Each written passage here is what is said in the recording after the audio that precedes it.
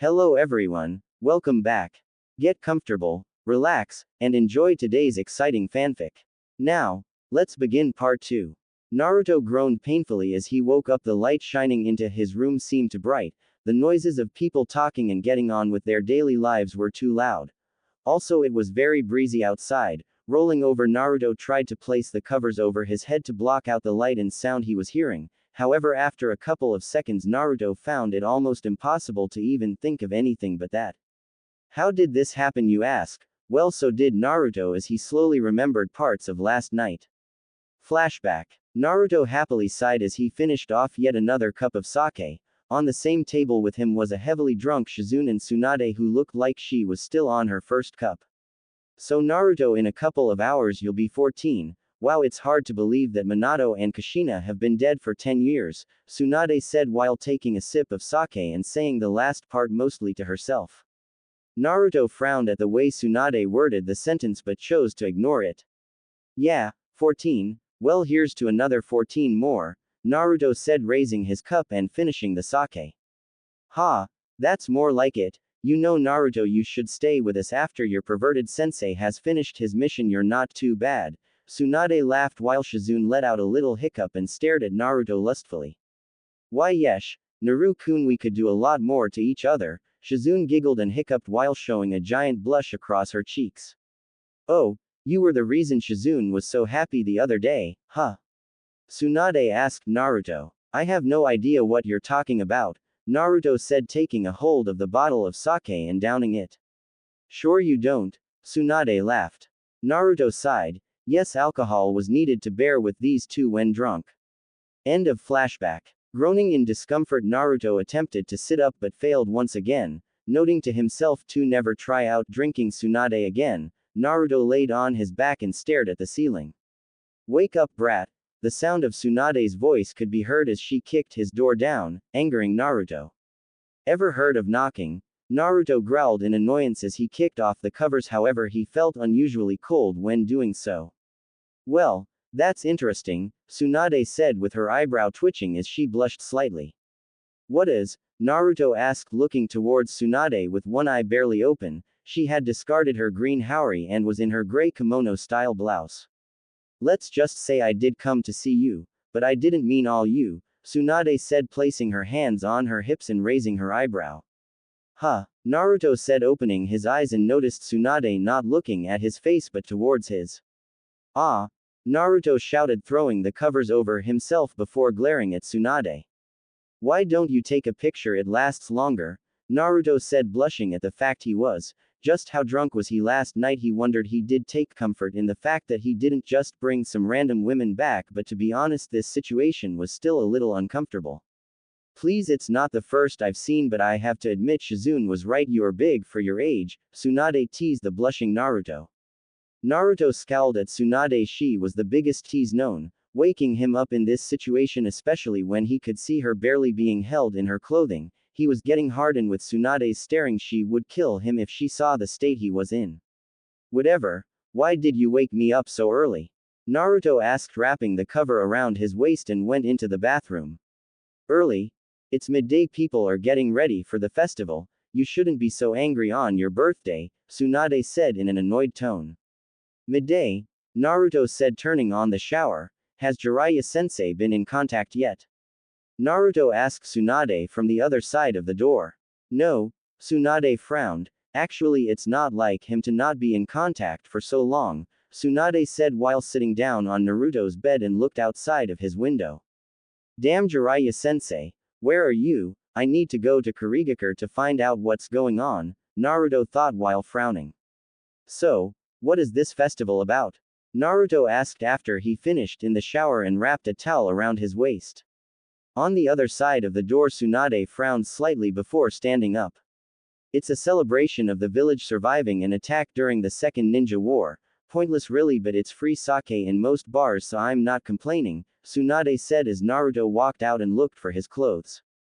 Oh, I don't know if I could drink any more after last night, Naruto said as he finished getting dressed into a black t-shirt, a pair of dark blue bottoms and blue sandals. Oh, man up, Tsunade said grabbing Naruto and dragging him out of his room. Naruto's eyebrow twitched as he sat at the same table he had been sitting at for the last 3 days since he had come to this village while watching Tsunade and Shizune drink. So, is this how you usually spend your time? Naruto asked with a bored tone. Huh, what are you talking about? This is fun, you should be enjoying your youth like them, Tsunade said happily as she drank more sake and pointed towards all the people who were dancing and drinking happily. Naruto scanned the room. It was true, everyone was in high spirits. The children were enjoying the games involved in the festival while the adults drank, danced and laughed. Sighing to himself, Naruto placed his head on the table and slowly let his eyes close, wishing that today would be over already.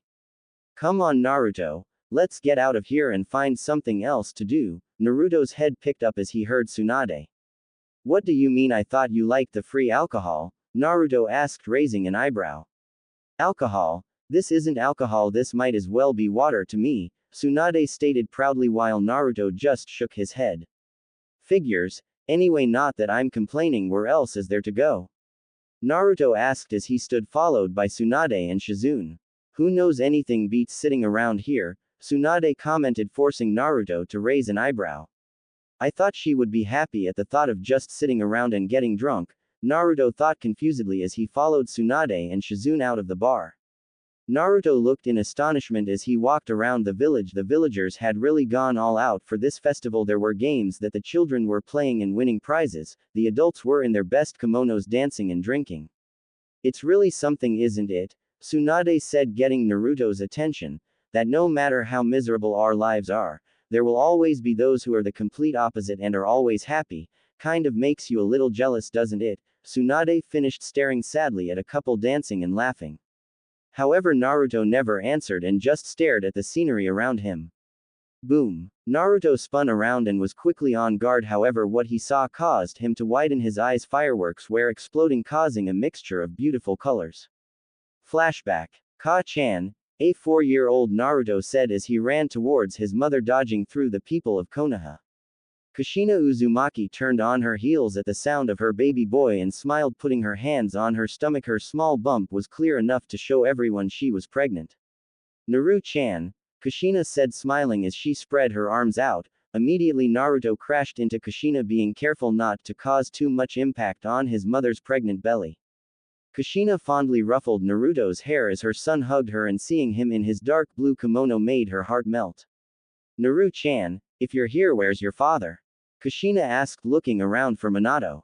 He's here, Minato said, dropping from a rooftop in a kimono matching with Naruto. To-chan, Naruto happily said as he watched his father grin at him. Naruto, what's that over there? Minato said, pointing behind Naruto. Immediately the young blonde turned around in excitement to see what his father was pointing at. However, the moment he turned, he found himself screaming as his father had picked him up and put him on his shoulders. Ka-chan, Naruto whined, causing Kushina to laugh. Naru-chan, remember your father is as much of a big kid as you are, Kushina said, walking beside Minato while still giggling at Naruto's pouting face. However, Naruto started to smile as he and his parents walked around Konoha celebrating the end of the Third Shinobi War. Boom. Naruto's eyes widened when he saw the beautiful lights the fireworks emitted and stared open-mouthed in awe at the shapes they made. They're beautiful, aren't they, Naru-chan? Kushina said, smiling towards Naruto as she saw his glazed-over expression. Yeah, Naruto said in awe as he continued to watch the explosion of colors. In a way, we're all like fireworks. All our lives we aspire to reach as high as we can and in the end go off in an explosion, Minato said, sagely, missing Naruto's horrified expression. Explosion? Naruto stuttered in fear as he looked towards his mother. Minato, Kushina shouted, causing the blonde-haired Hokage to scratch his head sheepishly. Well, not literally explode unless, a warning glance from Kushina told him everything, but one day you will understand, Minato finished, smiling. Naruto slowly nodded and looked back up to the fireworks in amazement. End of flashback. Naruto, the voice of Tsunade snapped him back into reality. Blinking a few times, Naruto studied his surroundings before sighing. I think I'm going to call it an early night, Naruto said in a dead voice. Huh? Tsunade raised her eyebrows before watching Naruto walk away. Where's Naruto-kun going, Tsunade-sama? Shizune asked as she joined her master and watched Naruto walk away, his steps dead and lifeless. He'll be alright, just give him some time, he's not used to being around such lively events. They probably brought back memories, Tsunade said sadly, pulling Shizune with her as they tried to enjoy the rest of the festival. For what seemed the 100th time, Naruto dropped onto the bed in his room and sighed. Memories of his parents were constantly popping up no matter how hard he tried to suppress them, from moments his father had won him his first prize, to eating with his parents happily as a family.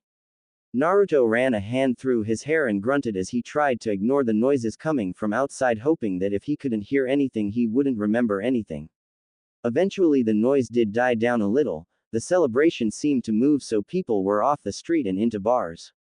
Naruto however bolted up as soon as he heard someone knocking on his door. Quickly grabbing a kunai, Naruto moved towards the door and opened it slightly. He sighed when he saw the blonde hair of Tsunade standing at his door impatiently. "What are you doing here, Tsunade?" Naruto asked, raising an eyebrow. "Let me in first, then I'll tell you," Tsunade said. Naruto shrugged and opened the door fully and walked back towards his bed while Tsunade followed and closed the door. "So, what is you wanted?" Naruto asked again as he sat down on the bed. "I wanted to talk to you," Tsunade stated, pulling out a chair and placed it next to the bed before sitting on it. "What is it you wanted to know?" Naruto looked towards Tsunade, his eyes emotionless.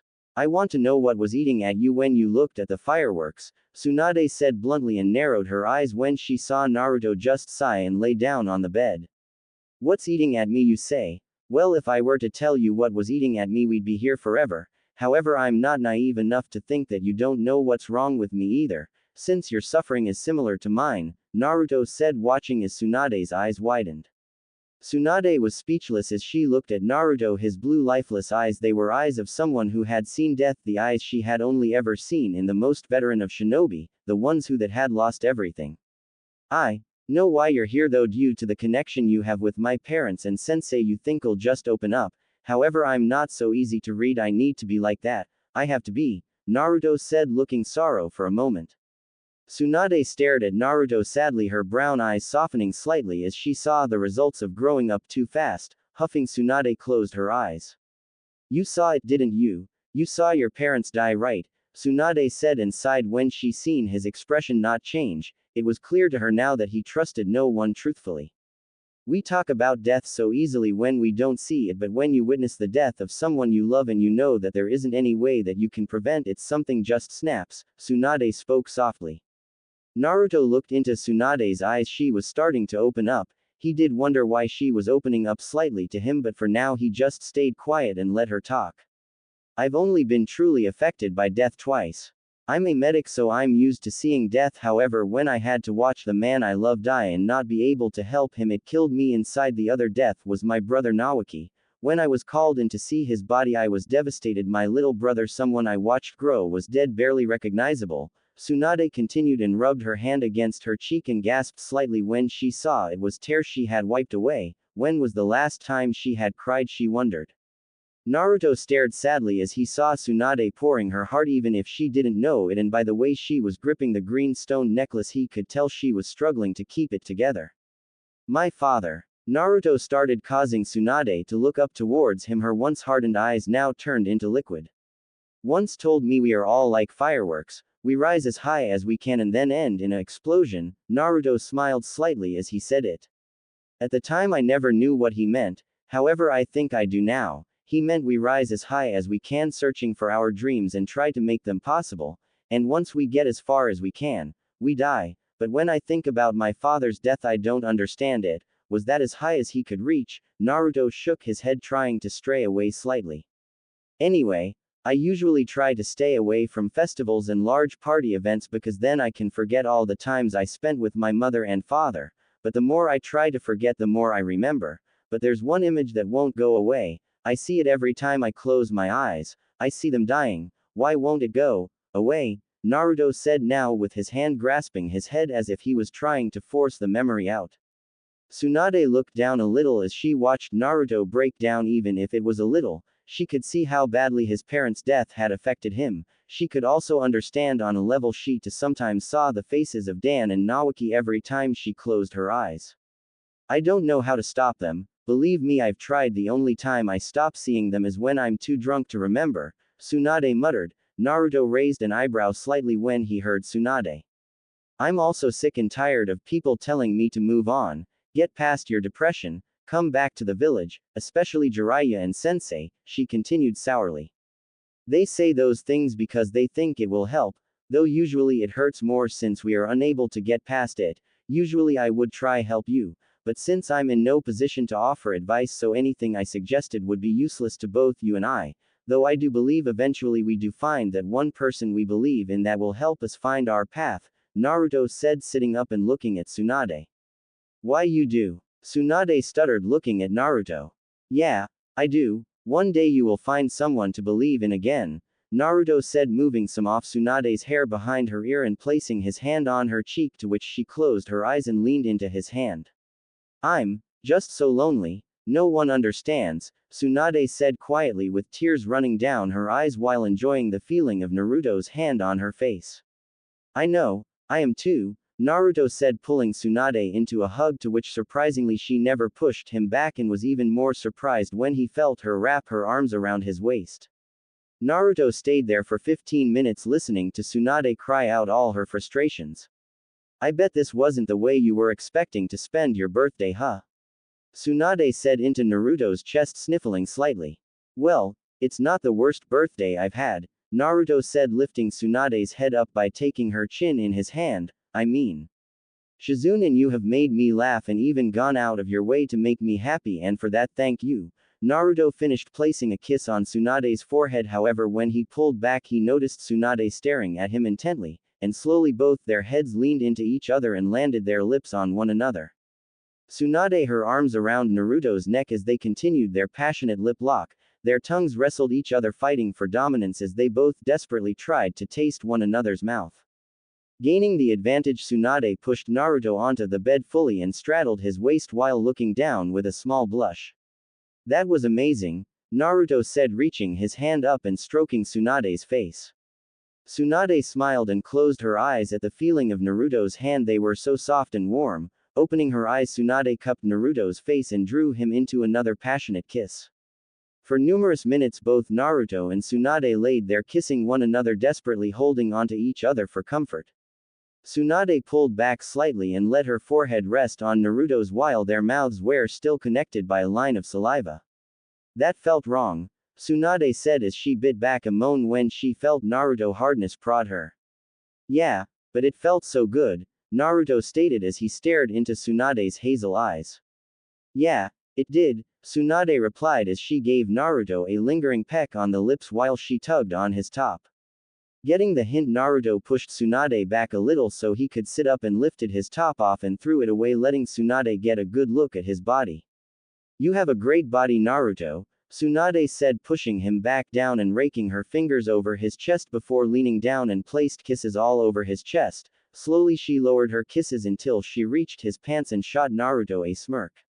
These pants have to go, Tsunade said, unzipping them and pulling them down before throwing them away, leaving Naruto in only a pair of his boxer shorts. Oh, you're excited already, Tsunade noted as she saw Naruto's length bulging in his boxers. Well, can you blame me? You're unbelievably beautiful, Naruto said, groaning slightly as he felt Tsunade's fingers graze his shaft. So you're a charmer as well, I see, Tsunade said, and to Naruto's surprise she leaned down and completely covered with her mouth and sucked softly through the material. Tsunade, Naruto moaned out. Tsunade smiled at Naruto. Even after all these years she still had it, carefully pulling the last piece of clothing off Naruto. Tsunade gasped slightly when she saw his size clearly. Shizune was so right, you are big for your age, Tsunade said as she grasped Naruto's 7-inch in her hand and gave it an experimental tug, forcing him to moan in pleasure.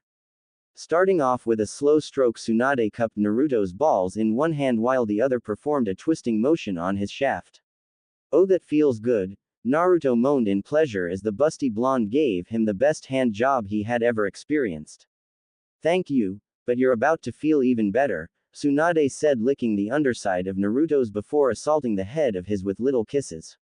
Tsunade, your mouth is so good, Naruto moaned again while clutching the sheets. Tsunade moaned in agreement as she tasted Naruto's on her lips. Getting tired of teasing Naruto and becoming impatient, Tsunade allowed the head into her mouth and rolled her tongue all around the underside of the head. Naruto in all his experience had never felt this good from oral. Shizune was better than those before her, but Tsunade completely destroyed Shizune when it came to oral. Naruto summarized as he felt Tsunade take his deeper into her mouth, allowing the head to kiss the back of her throat. For several seconds Tsunade kept Naruto's completely sheathed into her mouth and allowed her nose to graze his pubic hair, causing him to become cross-eyed at the pleasure he was feeling. Letting his slowly fall out of her mouth, Tsunade began to lick all around his, covering it in her saliva. I think I'm going to have a new reason to call you the legendary sucker. Naruto grinned as he watched the busty Sannin give him the best blow job he had ever had, and to his surprise Tsunade also grinned and lowered her head and gave one of Naruto's a long suck before letting it out of her mouth with a popping noise. God, how do you make it feel so good? Naruto moaned as watched Tsunade place a kiss to his scrotum before she looked up and give Naruto smile. Remember, I'm a medic, it's only natural for me to know where the most sensitive parts are, and in this case, Tsunade said, her voice filled with lust, pleasurable places. She finished going back down to Naruto's balls and sucking them while pumping his shaft vigorously. Oh god Tsunade, I'm going to. Naruto moaned out and lost any control he had when he felt Tsunade roll his balls around in her mouth. Quickly grabbing the shaft, Tsunade placed her lips over the head of Naruto's and let him fire his seed into her mouth. Naruto moaned as let rope after rope of Tsunade's mouth, in which she swallowed happily. After she was certain he had finished, Tsunade frowned slightly when she noticed his hadn't softened up. Sucking the excess off the head, she let his manhood out of her mouth and gave it slow strokes. You're still hard? Tsunade asked, continuing the slow hand job. Yeah, I can't help it seeing you suck my balls like that. I don't think it's ever going to go down, Naruto muttered, relishing in the feeling of Tsunade's hand job. Is that so? You know, for the first time I think I'm grateful your mother isn't alive, because if she saw what I just did to you, let's just say I'd be dead. Tsunade grinning and getting off the bed and then pulled Naruto's bottom half of his body towards the edge of the bed the same way Shizune had. Naruto his head to the side as he watched Tsunade stand up and slowly release the obi, holding her kimono-style blouse up and let it drop to the floor, leaving her in only her blue bottoms. Naruto drooled slightly at the sight of Tsunade's perfectly sized and felt like the moment he saw them bounce. You like? Tsunade asked, kneeling between Naruto's legs and let him place his hands on her. Yeah, they're amazing, you're so beautiful Tsunade, Naruto said, pinching her, causing her to moan. While thank you for that, you're going to get a special treat, she said, placing her around Naruto's and crushed them together. Slowly Tsunade began to move her up and down Naruto's shaft and stuck her tongue out whenever she saw his purple helmet appear from her tits and lick it. Naruto moaned as he felt Tsunade give him a titty. This was definitively a first for him, and it wasn't long before Tsunade picked up the speed, destroying all of Naruto's will not to. Naruto cried out, releasing his seed again. Do it all over my face and tits, Tsunade called out lustfully as she felt his warm on her face, in her hair and all over her tits. Geez, you're going to end up killing me by the end of tonight, Naruto panted out as he looked towards Tsunade and seen her licking his essence off her face. What a way to go though, right? Tsunade smiled. However, before she could say anything else, she gasped when she felt herself thrown onto the bed with a Naruto above her, looking completely horny. You think you can get away with doing that to me? Think again, Naruto said, going straight for her neck and placed kisses all around it before moving up.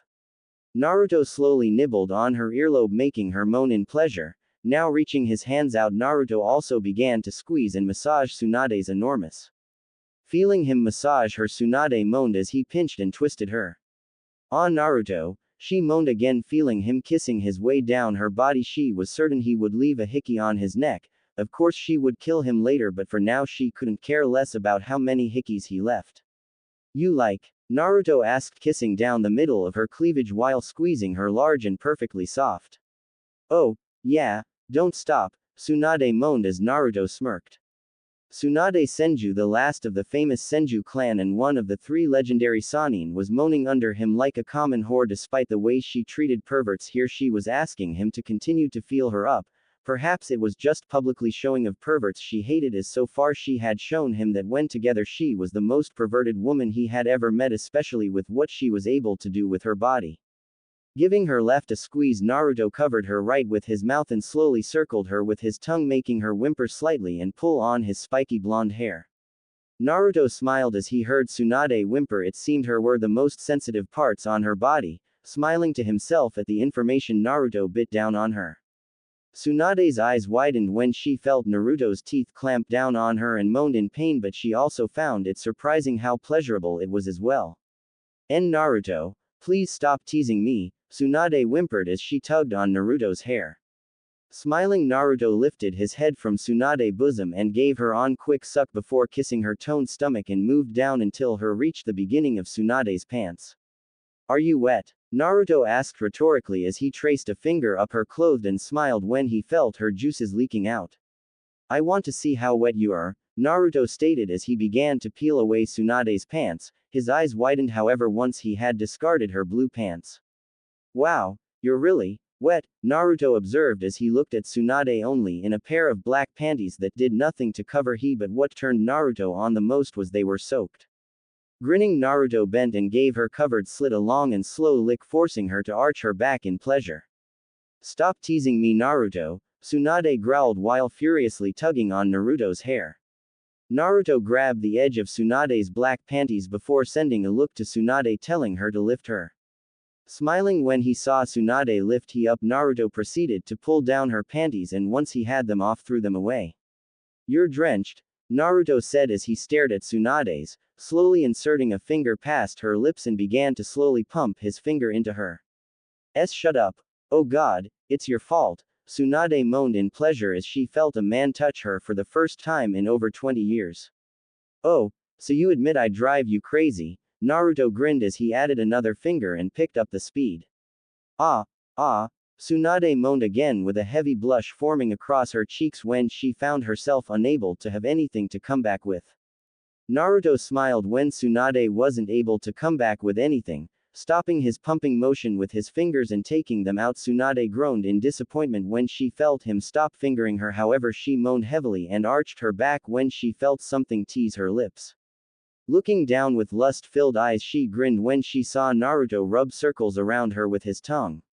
So you're going lick to my Tsunade said seductively, however groaned in pleasure when she felt Naruto bite down on her. Yeah, I'm going to lick this sweet wet, Naruto mumbled as he stuck out his tongue into her and cupped her while lifting it up. Naruto proceeded to lick Tsunade's, dipping his tongue around the edges, sending waves of pleasure jolting around her body, sending her on the verge of an orgasm. Smiling as he saw Tsunade's body shake, Naruto could tell she was close to climaxing, and by the looks of things it was going to be a powerful one.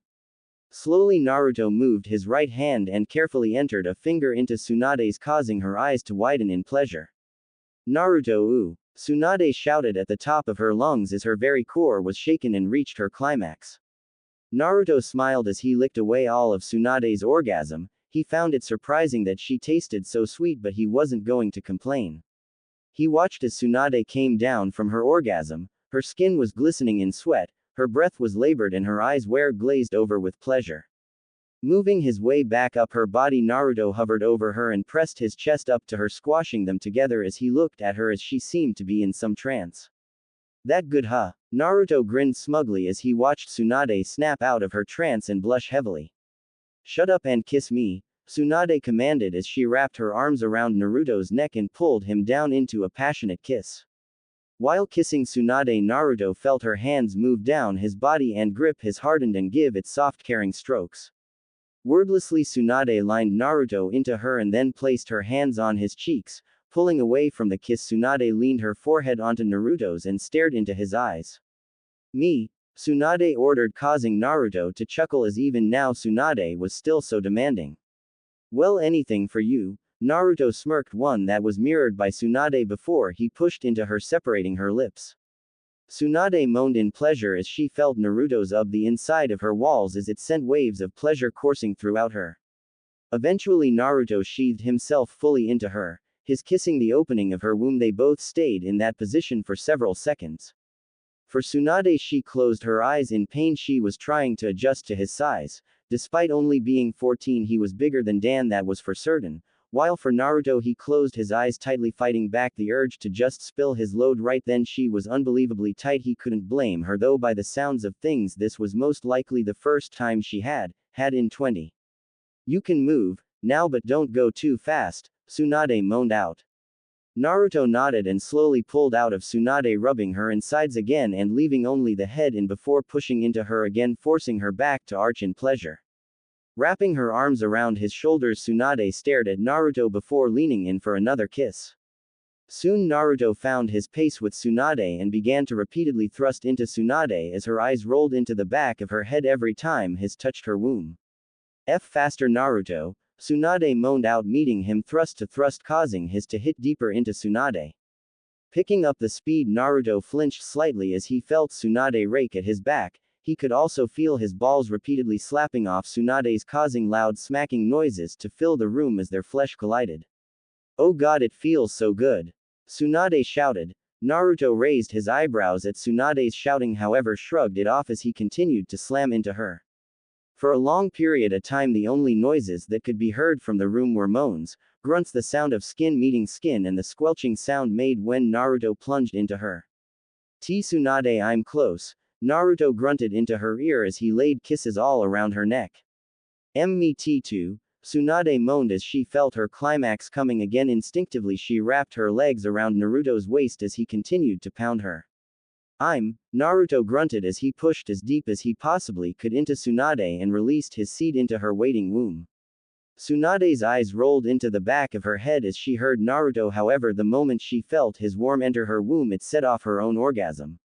Naruto, ooh, Tsunade shouted, wrapping her arms around Naruto as tightly as she could while her gripped onto Naruto's like a vice and milked it for all its. As they laid there, Naruto looked down at Tsunade and he felt himself still buried into her and let off a small laugh. Wow, Tsunade, you're as the best, Naruto mumbled as he kissed her neck again. I hope that's not all you've got, Naruto, Tsunade said while gripping Naruto's hair and placed kisses around Naruto's chin. Now how did I know you were going to say that? Naruto smiled as he slowly pulled his out of Tsunade and watched as some of his leaked out of her. Well, what can I say, I'm part Uzumaki, we are known for our stamina after all, Tsunade replied seductively while also staring at Naruto's. Wordlessly Naruto turned Tsunade over. He smiled as he felt no protest from the busty Sanin, letting her get comfortable so her was facing in the air and her head was buried in the pillow. Naruto grabbed his and slowly rubbed it across Tsunade's butt. Tsunade's eyes widened in fear and pleasure when she felt Naruto rub his across her anus. Naruto, what are you doing? Tsunade asked as she had never tried anal before, and seeing how she was in her mid-40s she didn't really think she'd ever get the chance. However, it seemed the blonde behind her wanted to take her second virginity. I was wondering if you wanted to try something new, Naruto said huskily, gently prodding her anus. Tsunade looked back slightly in concentration. Even though she loved Dan, she was a woman with needs and Naruto knew how to excite her. Even more than Dan, she had never been someone who would have multiple orgasms, and seeing as how Naruto had done nothing but pleasure her, she didn't see any harm in him taking her. Oh okay, just go slow, Tsunade whimpered. Naruto smiled and lined his up with Tsunade's anus. He was glad there were a lot of juices created between him and Tsunade as it made the perfect lube. Pushing himself in, he slowly felt the head pop in, closely followed by the rest of his shaft. I'm sorry, Naruto whispered as he leaned down and kissed Tsunade's neck. He could hear the whimpers she was letting out like a wounded animal, and for a woman like Tsunade to make them noises he could only imagine how painful it was. No, please carry on, it actually feels good, Tsunade moaned while Naruto smiled and placed his hand on her hips before slowly moving his hips backwards and launching them forward again. Ah, it's so big, Tsunade shouted, feeling Naruto burying himself into her. Naruto merely grunted before picking up the speed, which was closely followed by more shouting and moaning. He also found it quite hypnotizing when his hips met hers and how her cheeks would shake. Also, being new to anal, Naruto found himself coming to his climax quicker than normal, so leaning down and groping Tsunade's, Naruto nibbled on Tsunade's ear. I'm going to fill you up again, Naruto stated, causing her eyes to widen. Yes, I'm close too, Tsunade said, turning her head and captured Naruto into another passionate kiss. Tsunade! Naruto shouted, burying himself as deep as he could and released his seed again, filling Tsunade's to the brim. Naruto! Tsunade shouted, feeling Naruto's enter her again, set her off into another orgasm and screamed happily as she felt him empty his balls into her. Once he had finished, Naruto pulled himself out and flopped down onto his back, panting heavily. Tsunade smiled and also laid next to him while throwing her arms and legs over him. Wow, that felt amazing, Tsunade said before kissing Naruto slowly again while his leaked out of her in. I hope you're not done yet, Naruto. We have a long way to go before these are fully empty, Tsunade whispered while giving Naruto's balls a squeeze. I'm ready when you are, Naruto grinned, one that was mirrored by Tsunade as she climbed on top of him and proceeded to give him the best night of his life so far. Tsunade's eyes fluttered open slightly as she felt the feeling of a light breeze cast over her body. Annoyingly opening her eyes, she looked over to Naruto's window and saw it was slightly open. Sighing as she looked down towards Naruto, she smiled a little as she saw his expression. He was laid on his back, allowing her to use his chest as a pillow and his body as a climbing frame. She had sprawled all over him, their legs were twisted together, her arms were around his waist and her head rested neatly under his chin.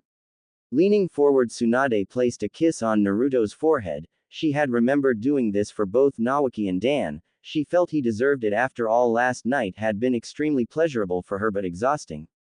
As both of them seemed to be in a competition on who could make the other the most, it had ended in a draw as they had both passed out. She was surprised he could last so long, as most men could only keep one orgasm, and it was rare to see a man who was able to actually get hard again. And after giving him multiple blow jobs last night that would have knocked out a normal man, she could definitively say he had a lot of stamina.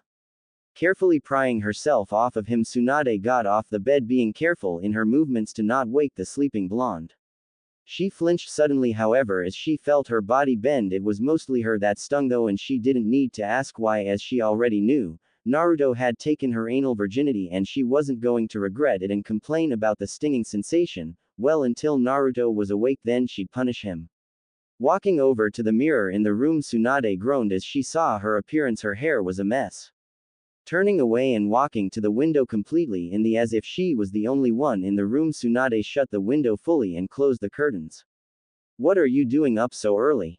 Naruto huskily whispered into her ear as he wrapped his arms around her waist and pressed himself onto her. She couldn't help but smile slightly. She too had wished she had stayed in bed, however Shizune would be looking for her soon. Sorry, I have to go soon, Tsunade said while moaning as she felt Naruto press his manhood through her cheeks. She could feel herself blushing again and it quickly annoyed her.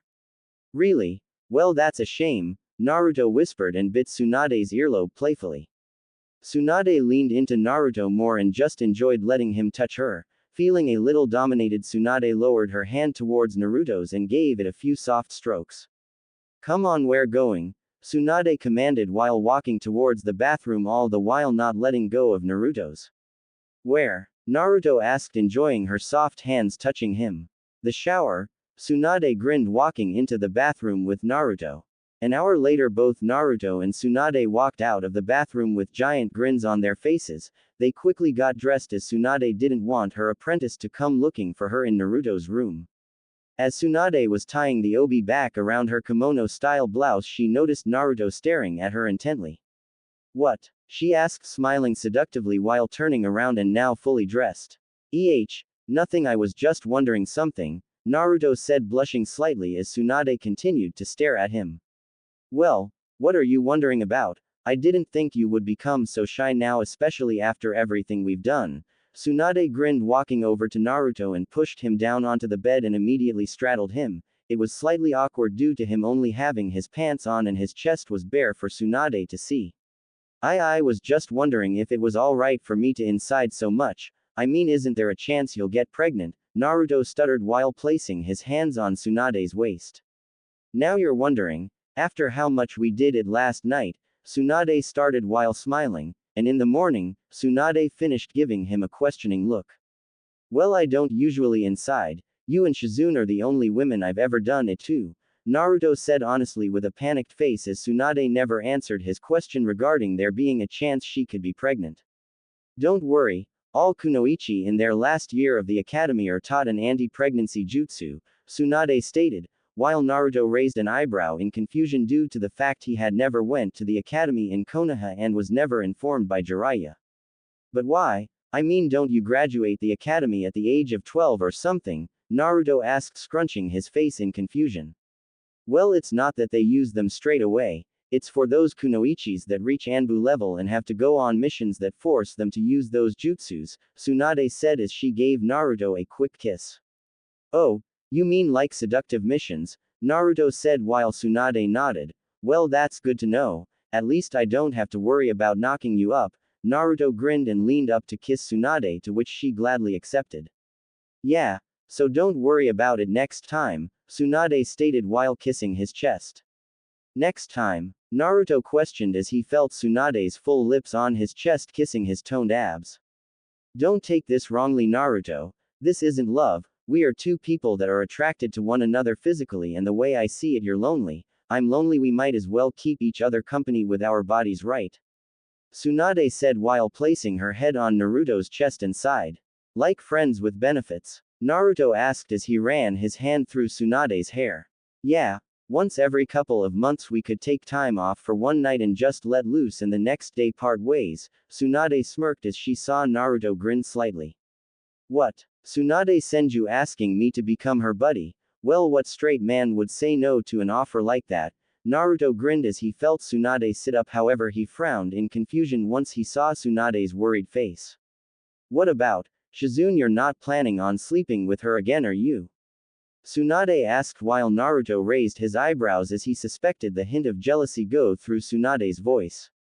No, she's too much of a nice person for that, she's only looking at a life of hurt as she tries to follow me. I'm not that special someone that will be able to love her completely. It isn't fair on her, she deserves to find true love, Naruto said seriously as he stood up and looked for his top. And you think I don't deserve to find my special someone? Tsunade asked with raised eyebrows. Are you looking? Naruto questioned her, frowning as he knew the answer. Touché.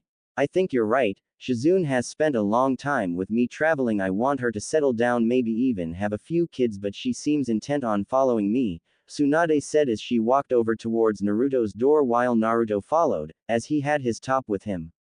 Thank you for last night, Naruto, you made me feel a lot less lonelier than I have been in a long time, Tsunade stated as she leaned in and gave Naruto one more passionate lip lock before heading off and swayed her for Naruto as he watched her leave. Damn, that women can be wants to be, Naruto amused to himself before turning around and got fully dressed, strapping himself with his katana and pouches for his kunai, shurikens. That pervert better be back today, Naruto growled in frustration as he placed a large scroll on his back and walked out of the room. While walking through the streets, Naruto couldn't help but snort at the number of people complaining about their heads. If they hadn't have got so drunk last night, then they wouldn't be like that, it was their own damn fault.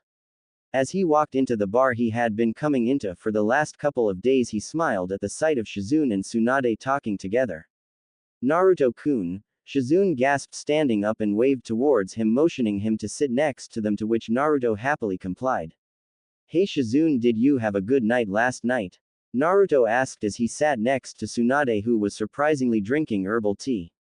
Ah, yes, I managed to make it back to the room all right, but what about you, Naruto-kun? You seemed so sad, Shizune said, giving him a knowing look since she had talked to him before they had about his troubles slightly. I told you, Shizune, it's nothing, festivals aren't for everyone, besides look at him now, he looks a lot more happier, obviously something made him feel better, Tsunade said while sipping her tea while her hand moved onto Naruto's thigh. Naruto's eyes widened as he felt Tsunade move her hand closer and closer to his crotch. He let out a small gasp when he felt Tsunade give him a squeeze, causing him to harden slightly. I had a good sleep last night, that's all, Naruto stuttered out, biting back a moan as Tsunade gently caressed him through his pants. Well, if it isn't my excellent apprentice and the beautiful Shizune-chan and Tsunade Haim, a voice screamed, making Tsunade stop touching Naruto and look to the door of the bar. Jiraiya stood there happily with his hands on his hips, his usual smile on his face. However, on his face there was a small cut on his cheek. Sensei, you're back, where the hell have you been? Naruto stood up and pointed towards his teacher. Ah, my apprentice, it seems like you took my advice and lost the hood. I told you no one would recognize you around here. and for where I've been, let's just say I've been doing a lot of research. You mean to tell me you were peeking on women while I had to watch over Naruto? Tsunade growled at him and stood up. Naruto raised his eyebrows slightly and forced back a snort. She made it seem like a complaint, however she wasn't complaining when she was bouncing on him like a pogo stick or licking his like a lollipop. Well, I am grateful, and if it means anything, I was just getting Naruto so we can get out of your hair, Jiraiya pouted while Naruto sighed at his sensei's behavior. Already? Well, I guess this is goodbye for now, Naruto. Remember, I want to see you every couple of months for those checkups, Tsunade said, giving him a wink when Jiraiya wasn't looking. Yeah, I'll be sure to come, Naruto said with a smile and walked out of the bar. Hey Naruto, wait, Jiraiya said, trying to catch up to Naruto. Tsunade smiled at the scene before turning to sit back down with Shizune. Tsunade-sama, how do you expect to meet up with Naruto-kun when you didn't tell him where you would be? Shizune asked in confusion. Don't worry, I'm sure our paths will cross again, Tsunade stated, taking another sip of her tea before scratching her cheek. Bastard, leaving a Hiraishin marker on my, how cruel, this thing itches like, I'm going to get that bastard back if it's the last thing I do, Tsunade thought angrily at the thought of the blonde. Meanwhile, as Jiraiya was walking next to him, Naruto couldn't help but scowl. The man had brushed his questions off like he was a child, however he gave him the benefit of the doubt because Tsunade was there and he wouldn't want to upset the Sannin, but now he was still quiet. So, sensei, where were you all this time? Naruto asked as both he and Jiraiya looked at the gates of the small village. I went to the place Orochimaru was apparently spotted, but it was a dead end, though he did lay a few surprise traps for me, Jiraiya laughed as he pointed towards his cheek. Naruto immediately frowned. There was no way that would it took that long to enter a base and get out, and as they passed the gate Naruto waited a couple more minutes before conversing with Jiraiya again. Was that all? You were away far longer than I expected, Naruto said while looking at his sensei through the corner of his eyes. No, Jiraiya sighed as all humor was gone in his voice. Naruto was sure he could pick up the sound of sadness and regret in his voice. Naruto narrowed his eyes slightly, as the only time he had ever heard his sensei like this was when he talked about either Minato or Nimato. I went to Konoha to see Nimato, Jiraiya said in sadness. Oh, how is he? Naruto asked, his voice also turning into a tone of sadness. He's safe, Jiraiya muttered while Naruto narrowed his eyes again at Jiraiya as he heard the pause. You didn't answer my question, sensei, Naruto said through gritted teeth, while Jiraiya sighed. He's safe like I said, but he's lonely, Jiraiya said sorrowfully, while Naruto stayed quiet pondering his thoughts. Anyway sensei, I've been thinking I'm going to head into Kurigakure. There's something I need to find out, Naruto said, causing Jiraiya to frown. Are you sure? Before we parted you told me you wanted to stay out of Kurigakure due to the civil war. What's changed? Jiraiya asked with raised eyebrows. Personal reasons, Naruto said simply as he stopped walking. Jiraiya sighed as he also stopped walking. Of course he should have known that Naruto wouldn't tell him. Ever since he met him he'd always kept the heavy burdens on himself. Okay, there's no stopping you anyway, just promise me you'll be careful, Jiraiya said seriously while looking at Naruto. It was amazing the growth that he had seen in him. In height he was a couple of inches shorter than him without his giant elevated sandals on. Yeah, I promise I'll see you around sensei, Naruto said waving as he took off towards Kurigakure.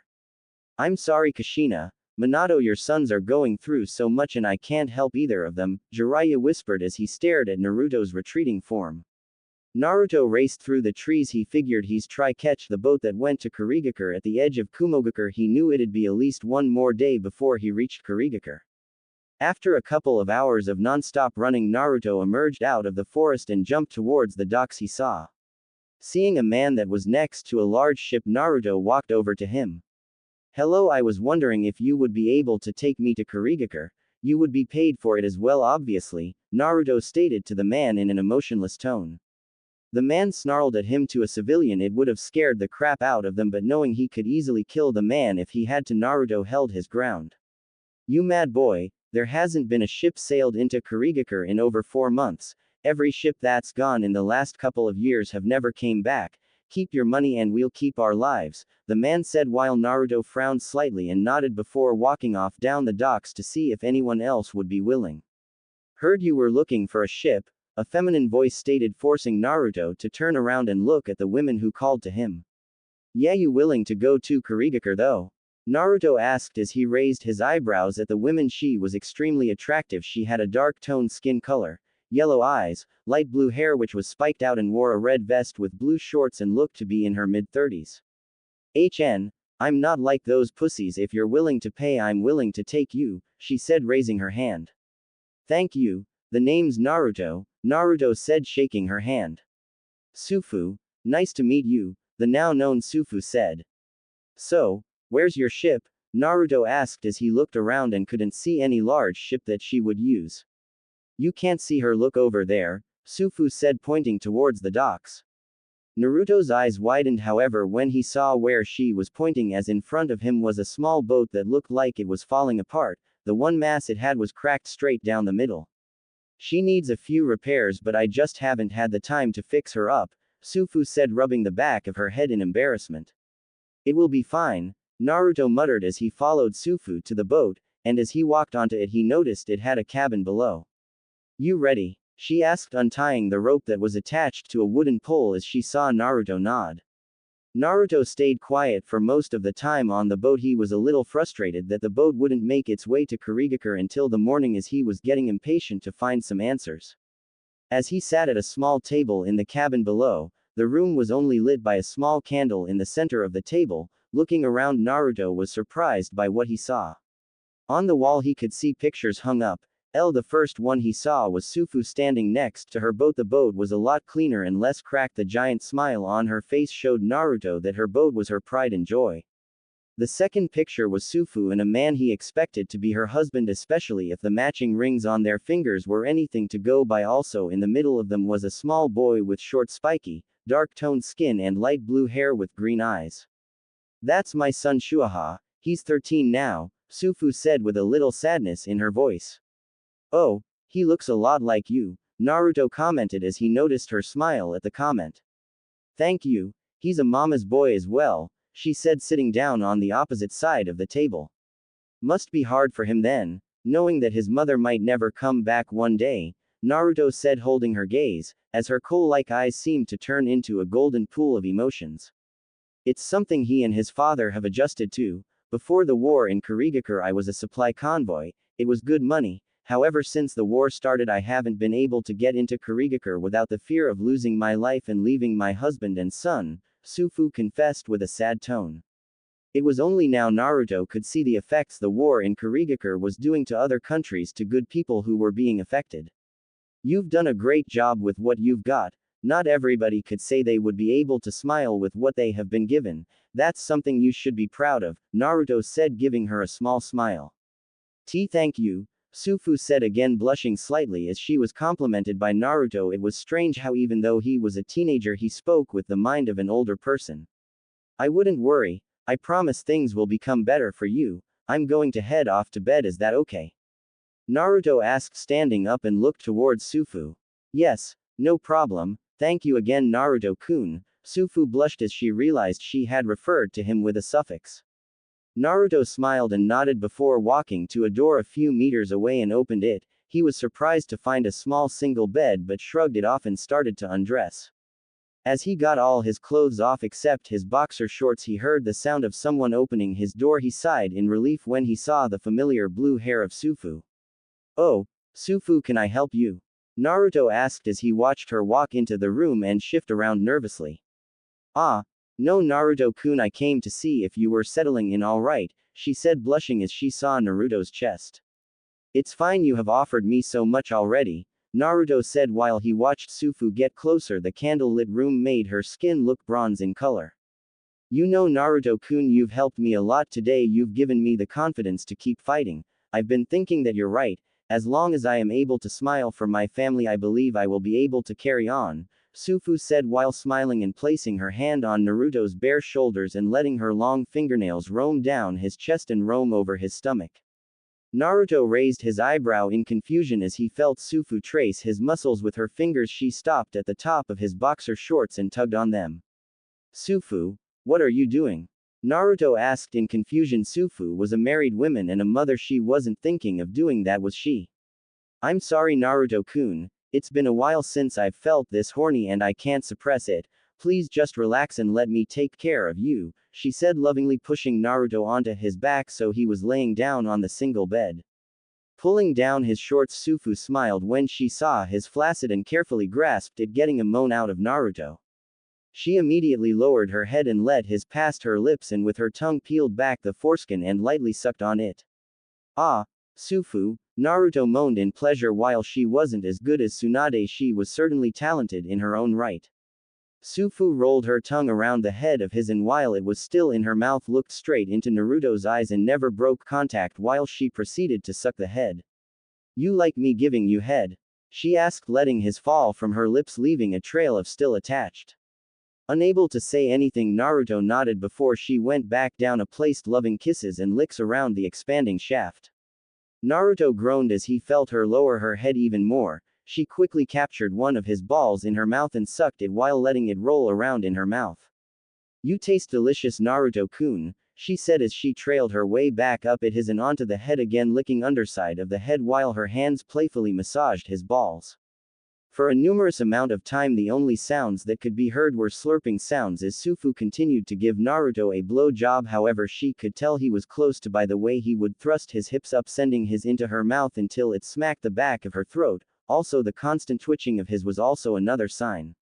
Sufu, Naruto said as he took a hold of his and jacked him off in front of her face. Seconds later white ropes landed in her hair, on her face and in her mouth, covering her face completely in.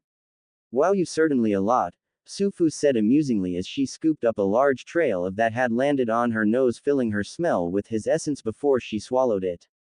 Yeah, I know, but was that really alright for you to do that? You're married, Naruto said, feeling guilty. No, I feel bad too, but my body wants it so badly. Please Naruto-kun, just for tonight make me yours, Sufu said, gripping a hold of Naruto's and started to slowly stroke him. Alright, Naruto muttered as watched her hand move up and down his, causing him to harden again.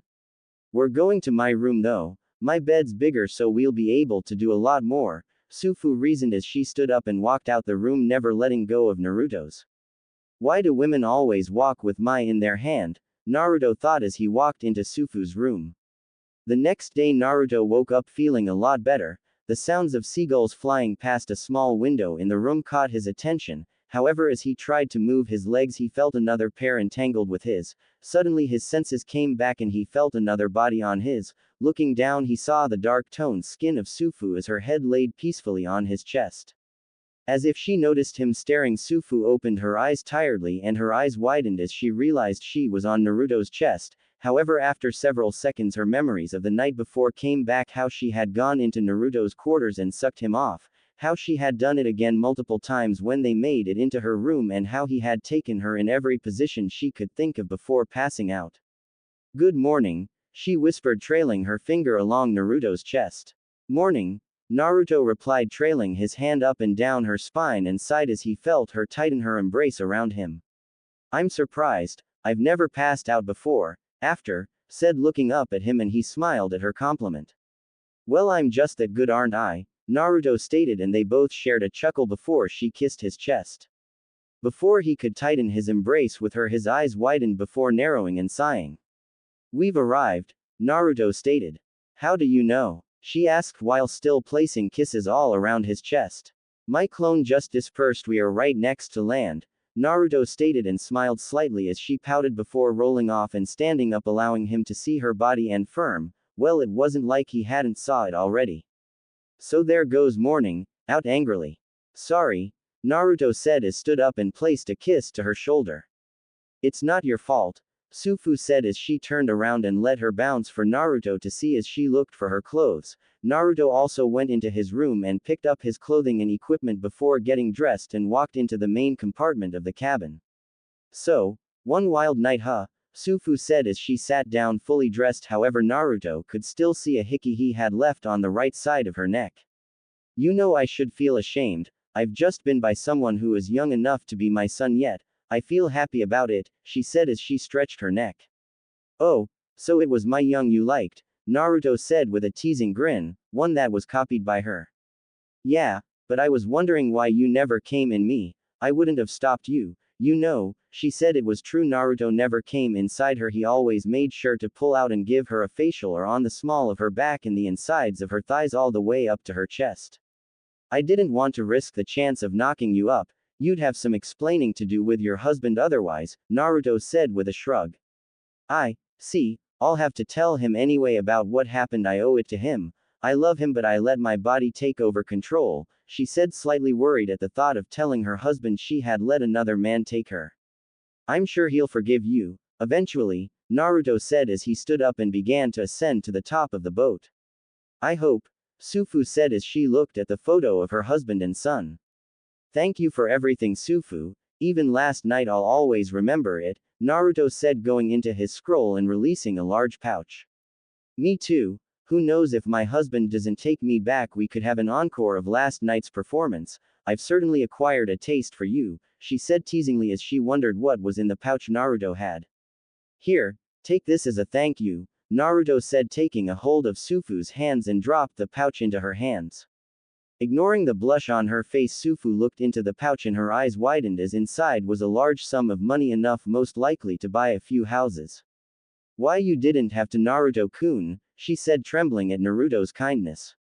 And you didn't have to take me here, but you did. Thank you, Naruto said once more and placed a kiss to her forehead. Well, until we meet again, Naruto motioned as he walked off the boat.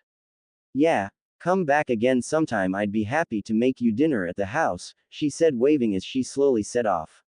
As he watched her go, Naruto's eyes narrowed before turning around and looked into the sky and the thick heavy mist. The bloody mist, huh? He said before pulling up his hood and walking into the forest. Naruto scanned his eyes around the area in front of him. The forest was almost completely dead. The leaves on the trees had completely fallen off, leaving the trees bare. The mist surrounding them was thick and made it almost impossible to see. There was very little wildlife. The only animals he had seen were birds and wolves, but now as he stood in a giant crater where the trees had been blown away, Naruto sighed at the thought of where he was. The bloody mist, the only place that had a genin exam involving fighting your classmates, friends in a battle to the death. He had no doubt that the rumors were true. Just by standing here in the forests outside of Kurigakure no Sato, he could feel the death in the air, the constant feeling of being watched. The sound of an explosion caused Naruto to turn his head towards the source. Deciding that he didn't have enough information in what was happening, Naruto carefully rushed towards the explosion in hopes to gain some answers. When he got to where the sound of the explosion, Naruto's eyes narrowed as in front of him was another crater. However, in the middle of it was a burnt body. The smell forced Naruto to pull up the face mask that was attached to his cloak so he didn't have to smell the burning flesh. The body was completely burnt. He could tell by the shape of the body it was a woman. However, all of the hair had been burnt off. Bones could be seen from where the skin had melted and her body was burnt black. His eyes watched carefully as the birds he had seen earlier landed on the body and began to scavenge whatever skin they could. Naruto's eyes flickered to the left where he saw a pack of 3 wolves approach the body and scared the birds off. Having seen enough, Naruto noticed multiple footprints leading away from the scene. He quickly jumped towards the way they were leading. He quickly caught sight of another explosion. This time he was able to see it through the trees. Landing on a branch not too far away, he caught the sight of a man and a woman in cloaks holding onto each other, as next to them was a crater exactly like the ones he had seen before with another burnt body. Above them in a tree were 3 people, each of them wearing masks. He had seen only Hunter Nin use. Why are you doing this to us? The woman cried out, the panic in her voice clearly shown. You are monsters, you should know why we are doing this, one of the Hunter Nin said, unsheathing his sword. We understand what you think, but to hunt us down like sport, it's inhuman, the man said angrily as he tried to hide the woman behind him. Inhuman? You call us inhuman, you bloodline freaks, the same Hunter Nin said in anger and dashed towards the pair and went to slice off the man's head. However, a wooden pillar emerged from the earth and intercepted the blade. What the hell? The Hunter Nin shouted as he tried to pull his blade out of the wooden pillar. Running through the trees, Naruto went through hand seals and looked over at the other 2 Hunter Nins. Futon. Kazakiri no Jutsu, Naruto whispered. The Hunter Nins turned around when they heard something coming towards them. Their eyes widened, however, when they felt a pain in their stomach and gasped as soon as they saw blood explode from one another. Naruto rushed past their bodies as they fell to the floor dead. he unsheathed his katana and chopped off the arm of the last hunter nin, forcing him to drop his sword. The hunter nin screamed out in pain as blood spurted out of his arm. What the hell who are you? The hunter nin shouted, jumping back, trying to stop the blood flowing out of his arm and failing miserably as a pool of blood soon formed under him. Naruto studied the hunter nin carefully. He could tell that the man would soon pass out from the amount of blood loss. Shit, why did I have to get involved? I should have just carried on moving, but these people were defenseless, they would have been slaughtered, Naruto thought while planning his next step. Hey, I asked you a question, the hunter nin shouted again while Naruto took a glance at the two cloaked people next to him. They were shivering and whispering to each other. Who is your leader? Naruto asked emotionlessly. What? Yagura-sama is, and he'll be pissed once he finds out that someone stopped us from exterminating those bloodline freaks, the hunter nin said again. His legs were now starting to shake from the blood loss. Thank you, Naruto said, running towards the man and striking downwards, ending the man's life in shower of blood. Sighing and sheathing his sword, Naruto turned around and walked towards the cloaked couple. He saw them tense up and frowned. I'm not going to hurt you. If I wanted you dead, I would have killed you already, Naruto stated as he stopped in front of them. The smaller cloaked individual stepped forward slightly and pulled their hood down, revealing elderly women. Her hair was gray and tied into a bun and her face was wrinkled, making her look around 60. Shurui, don't, he could be tricking us, the cloaked man said while placing his hand on the now identified Shurui. Kibo, this man isn't going to hurt us. Like he said, if he wanted us dead he could have already killed us, also he's got a bloodline limit too, Shurui said, turning towards the man and smiled once she saw him pull down his hood as well, showing a bald man who looked around the same age as Shurui. Thank you for saving us, Shinobi-san. If it wasn't for you we would have been killed, Shurui said and bowed slightly while Kibo closed his eyes and nodded his head. It's no problem, what they were doing is inhumane. Any decent human being would have done the same, Naruto said, but became confused when he saw the old man scoff. Decent human? What are you talking about, boy? Kibo said, while Shurui placed her hand on his shoulder. Kibo, calm down, she started, then looked towards Naruto. You're not from around here, are you? No, this is the first time I've actually been in Kurigakure, Naruto stated. See, Kibo, the boy doesn't know what's happening, but first, you didn't happen to see my daughter pass you, did you? We split ways trying to confuse those hunter nins, Shurui said calmly as she looked at Naruto. Naruto thought for a few seconds and remembered the women he saw lying on the ground, burnt and dead. I'm sorry they got her, Naruto said solemnly as he looked at the old couple. Damn, those bastards, Kibo said, falling to his knees and punching the ground. Kibo, Shurui said, draping herself over Kibo, and cried over the loss of her daughter. Naruto looked on sadly as the old couple mourned the death of their family members. We lost her, Shurui, our daughter, Kibo cried. No, we need to get to Mei, she will know what to do, Shurui also cried, helping her husband up. Young man, would you help us back to our camp? We'll inform you on the way there, but we must hurry, more hunter nin will come, Shurui pleaded. Of course, Naruto nodded and watched as Kibo pulled himself together slightly. Follow me, he said, and took a hold of his wife's hand and ran further into the forest. Naruto sighed before following them, keeping at their pace. So, why were those hunter nins trying to kill you? Naruto asked as he rushed forward. Yes, I suppose you deserve some explanations. It goes back quite a few years ago. When Yagura went mad with power, he called for the immediate extermination of the bloodline users. It's rumored he feared one of us rising up and taking his spot as Mizukage. He slowly turned most of Kurigakure against us through fear, and ever since then anyone with a bloodline has been hunted and killed, Shurui said as she sighed. This Yagura, does he care that you are suffering? Naruto asked. No, that bastard doesn't give a. I hope someone kills that little shit. He's more of a monster than anyone, Kibo said, angrily clenching his fist. Naruto nodded as he continued rushing through the trees with the old couple, not knowing what Kibo meant. Naruto narrowed his eyes as he noticed another chakra signature. Both Kibo and Shurui stopped and started to feel around the different trees. Ah, here it is, Shurui said as she pushed a button on the tree. A few seconds later, Naruto heard the sound of rustling. Who's there? A voice said while Naruto frowned as he understood what was happening. A genjutsu, it's clever but it's also risky, Naruto thought as he watched Kibo and Shurui remove their hoods. Ah, Shurui-sama, Kibo-sama, my apologies, a man said, appearing out of thin air. He had brown spiky hair, black top and bottoms with a gray chest plate. Kai, he said, releasing the genjutsu. Naruto's eye widened as he saw a village out of nowhere appear. There was small wooden cabins all the way up to large wooden cabins all lined up. He followed both Kibo and Shurui into the village. Stop. Who are you? The same man asked as he grabbed Naruto's shoulder, stopping him from walking, and quickly Naruto put his hand on the hilt of his katana.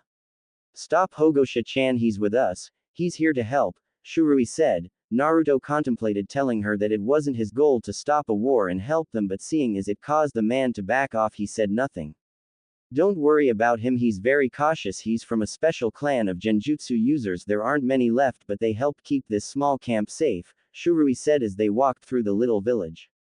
Naruto felt a little uneasy as he walked. He could see people staring at him in fear, awe and wonder. He noticed the kids were walking around in rags far too big for them. The adults were also wearing rags that had holes in them in multiple places. He noticed the ninjas were walking around paranoid, grasping their weapons as a lifeline. All in all, he could see fear. He noticed that they had made their way to a large circular wooden building. He stopped and waited as Kibo walked over towards the door and knocked. Immediately a large man with a giant sword opened the door. After a few whispered words, he motioned for Naruto to follow him and Shurui. After a few staircases, they stopped at a wooden door again. Kibo knocked again. Come in, a soft feminine voice spoke, however he could still hear the weariness that was in it. Kibo opened the door and the three of them walked through. Naruto immediately noticed the room was well kept. As he got further in, he noticed a desk with someone sat at it. Oba-san, Oji-san, I'm so glad you're safe, the woman said, standing up. Naruto gasped lightly as he watched her stand up. She was a slender woman. She looked like she was in her late 20s. She had green eyes and ankle-length auburn hair styled into a herringbone pattern at the back. A top knot was tied up at the top with blue band and 4 bangs in front. 2 of the bangs were short, with one covering her left eye and 2 others crossed between her chest just under her chin. She was wearing a long-sleeved dark blue dress that fell just below her knees. It seemed to close at the front with a zip and is kept on and is kept open on the front right side from the waist down. The dress only covered the upper part of her arms and the underside of her. Underneath, she wore mesh armor that covered more of her upper body than her dress. Around her waist was white belt that had pouches hanging from the back. She was also wearing blue high-heeled sandals and shin guards reaching up to her knees. On her fingers and toes there was dark blue polish and dark blue lipstick on her lips. All in all, Naruto would say she was very attractive, rivaling that of Tsunade. Mei-chan, Shurui whispered, her voice taking a sad tone. Immediately the now identified Mei's smile fell into a straight line and frown appeared on her face. Where are the others? Mei asked, and as if on cue Shurui rushed forward and sobbed onto Mei, telling her everything from how they were chased to the death of her daughter and meeting Naruto. Naruto watched carefully as Mei consoled Shurui, making sure to keep her emotions in check while soothing her, carefully making sure she was comfortable. The action itself made Naruto sad as he remembered his own parents' death and that no one was around to help him like this. He watched Kibo out of the corner of his eyes. The man stood there like a stone, his eyes hardening. After 30 minutes, Shurui's cries turned into light breathing, signaling she had fallen to sleep. Kibo walked towards the 2 women and smiled ever so slightly as Mei placed her hand on his shoulder and whispered something to him. Naruto watched as he carried Shurui out of the room. Before looking back towards Mei, he could see she was tired. She rubbed her forehead and slumped over on the chair before looking at Naruto, her green emerald eye locking onto his azures. I know you saved my grandparents' life, but could you please remove your hood? It would put me at ease to see the face of who I'm talking to, Mei asked seriously. Naruto thought for a second before shrugging. It's understandable, you're the leader of this rebel army and you can't take risks when it comes to new people, Naruto stated before taking off his hood and showing his facial features. Mei blushed slightly as she saw Naruto's face and hair, the spiky blonde hair and 2 large bangs which fell just beneath his chin framing his face. The blue azure eyes of his made her feel like she was looking into the sea. If she was being honest, she would have to say Naruto was the best-looking man she had ever seen. She could also tell he was quite young despite being as tall as her. I would also like your name, Mei said, gathering her senses and fought back the blush. Naruto, he said with a straight face as he watched Mei. Well, Naruto, I'd like to thank you for saving my grandparents. You'll have to forgive their behavior. Usually they are cheerful, however, as you know, they have just lost their daughter and my auntie, Mei said, giving Naruto a small smile. It's no problem, the death of someone close is never easy, Naruto said, fighting back memories. How old are you, Naruto, if you don't mind me asking? Mei said calmly. 14, Naruto answered while Mei's eyes widened slightly. So, young, yet so mature, why is that? Mei asked. Personal reasons, Naruto stated while closing his eyes. Fair enough, maybe one day I'll earn your trust for you to tell me. However, my grandmother also said that this was your first time in Kurigakure. For what reasons have you come for? Mei asked, narrowing her eyes ever so slightly. I am not certain yet. I was told to come here as there were answers I was looking for, Naruto stated while frowning. I see. It's rare to see someone that is able to take out 3 hunter nins, and it's also rare to see someone with the Mukten ability. Perhaps you should stay with us, and help us in this war. Who knows, you may find your answers in doing so, Mei said. However, Naruto could also hear the desperation in her voice. He knew the moment she had heard about his abilities she would try to recruit him, and by the looks of things they were desperate. However, he also knew in participating in this war he would eventually have to reveal himself, as soon he would have monikers, and with his similar appearances to his father, word would spread around fast that the oldest son of the Yondaime was still alive. I, Naruto stuttered as watched as Mei's face turned into one of disappointment, as if almost knowing what he was going to say. It's really something, isn't it? That no matter how painful our lives are, there will always be those who are the complete opposite and are always happy. Kind of makes you a little jealous, doesn't it? Naruto's eyes widened slightly as Tsunade's voice pierced his head. I wouldn't worry, I promise things will become better for you. Naruto's face scrunched up into a frown as he remembered his conversation with Sufu, how he had promised that things would look up for her and it seemed he would have to sacrifice something. Okay, I'll do it, but only if you promise that no one over than you will have the authority to order me around, Naruto said as he came to a conclusion. Yes, eventually the world would hear of his accomplishments, and of course Konoha would have to mark him as a missing nin despite never officially being a part of the system. However, due to his family ties he would be marked a criminal, but perhaps this was for the best. He was sick of hiding. He was strong enough now to be able to protect his village, yet the Hokage hadn't sent for him or gave him the clear that it was safe. Thank you so much. Of course you will be one of my new personal guards. I don't know why, but I trust you, Mei said with a smile. That's acceptable. However, as we're alone, there is something I have to tell you. I ask you to please keep this a secret between me and you for now, as it will leak out eventually, Naruto said with a straight face as he stared at Mei and took a breath once he saw her nod. My full name is Naruto Namikaze. I am the son of the Yondaime Hokage. However, my reasons for not being Konoha no Sato are personal, so please don't ask, Naruto said as he looked at Mei, whose eyes widened in shock. Coughing slightly to get her attention, Naruto shifted uncomfortably. I see, that's some secret you have. It just means I can trust you even more, right? Now that I know anyway, and seeing as you're helping me, I'll help you, Naruto. Your secret is safe with me, Mei Terumi, future god. I'm Mizukage, Mei pronounced proudly. Thank you, Mei, Naruto stated honestly. It's nothing really, Naruto. You should get comfortable in here. I've asked my grandfather to arrange your living arrangements, so go see him after this, Mei offered, walking towards Naruto.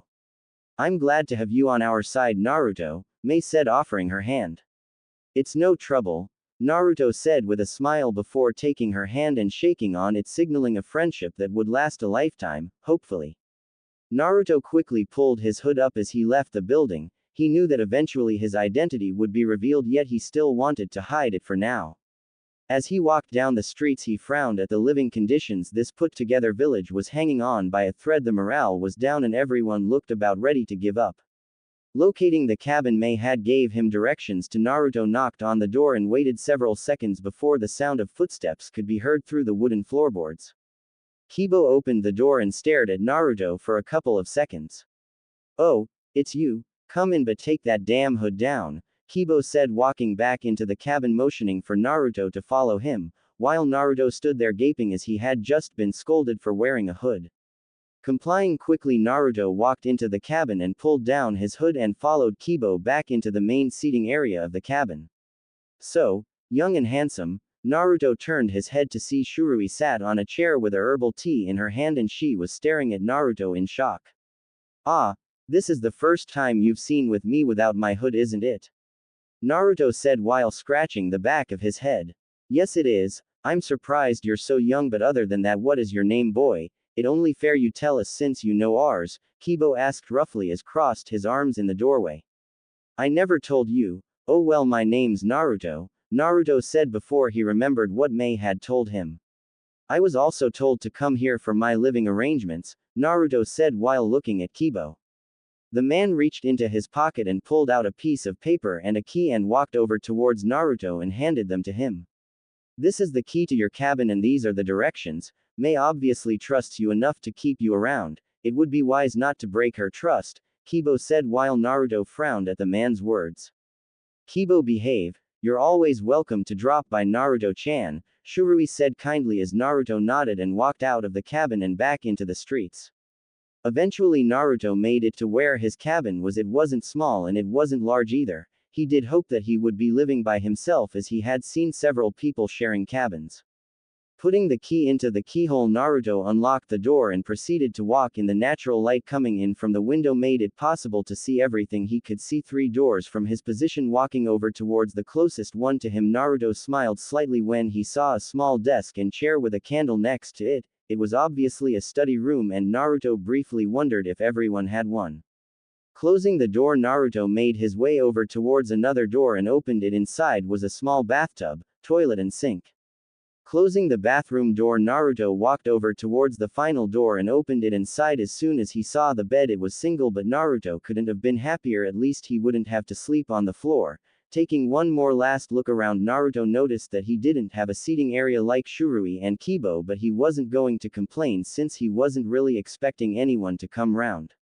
Walking over towards his new bed, Naruto unstrapped his katana and scroll and placed them next to his bed before falling onto it and drifting off into a dreamless sleep. The rain poured down heavily, bouncing off every surface it impacted with. There was no sign of anyone around except for one small boy in a bright orange top and bottoms. His spiky blonde hair was flattened down due to the rain and in front of his eyes were a pair of goggles covering his eyes from the rain. However, if one were to look closely, they would be able to see that there was water inside them. He sat on a lonesome swing under one tree that was doing nothing to give him protection from the rain. In front of him was the Konoha Ninja Academy building. Why do I always fail? The boy muttered, his blue eyes glancing around full of pain.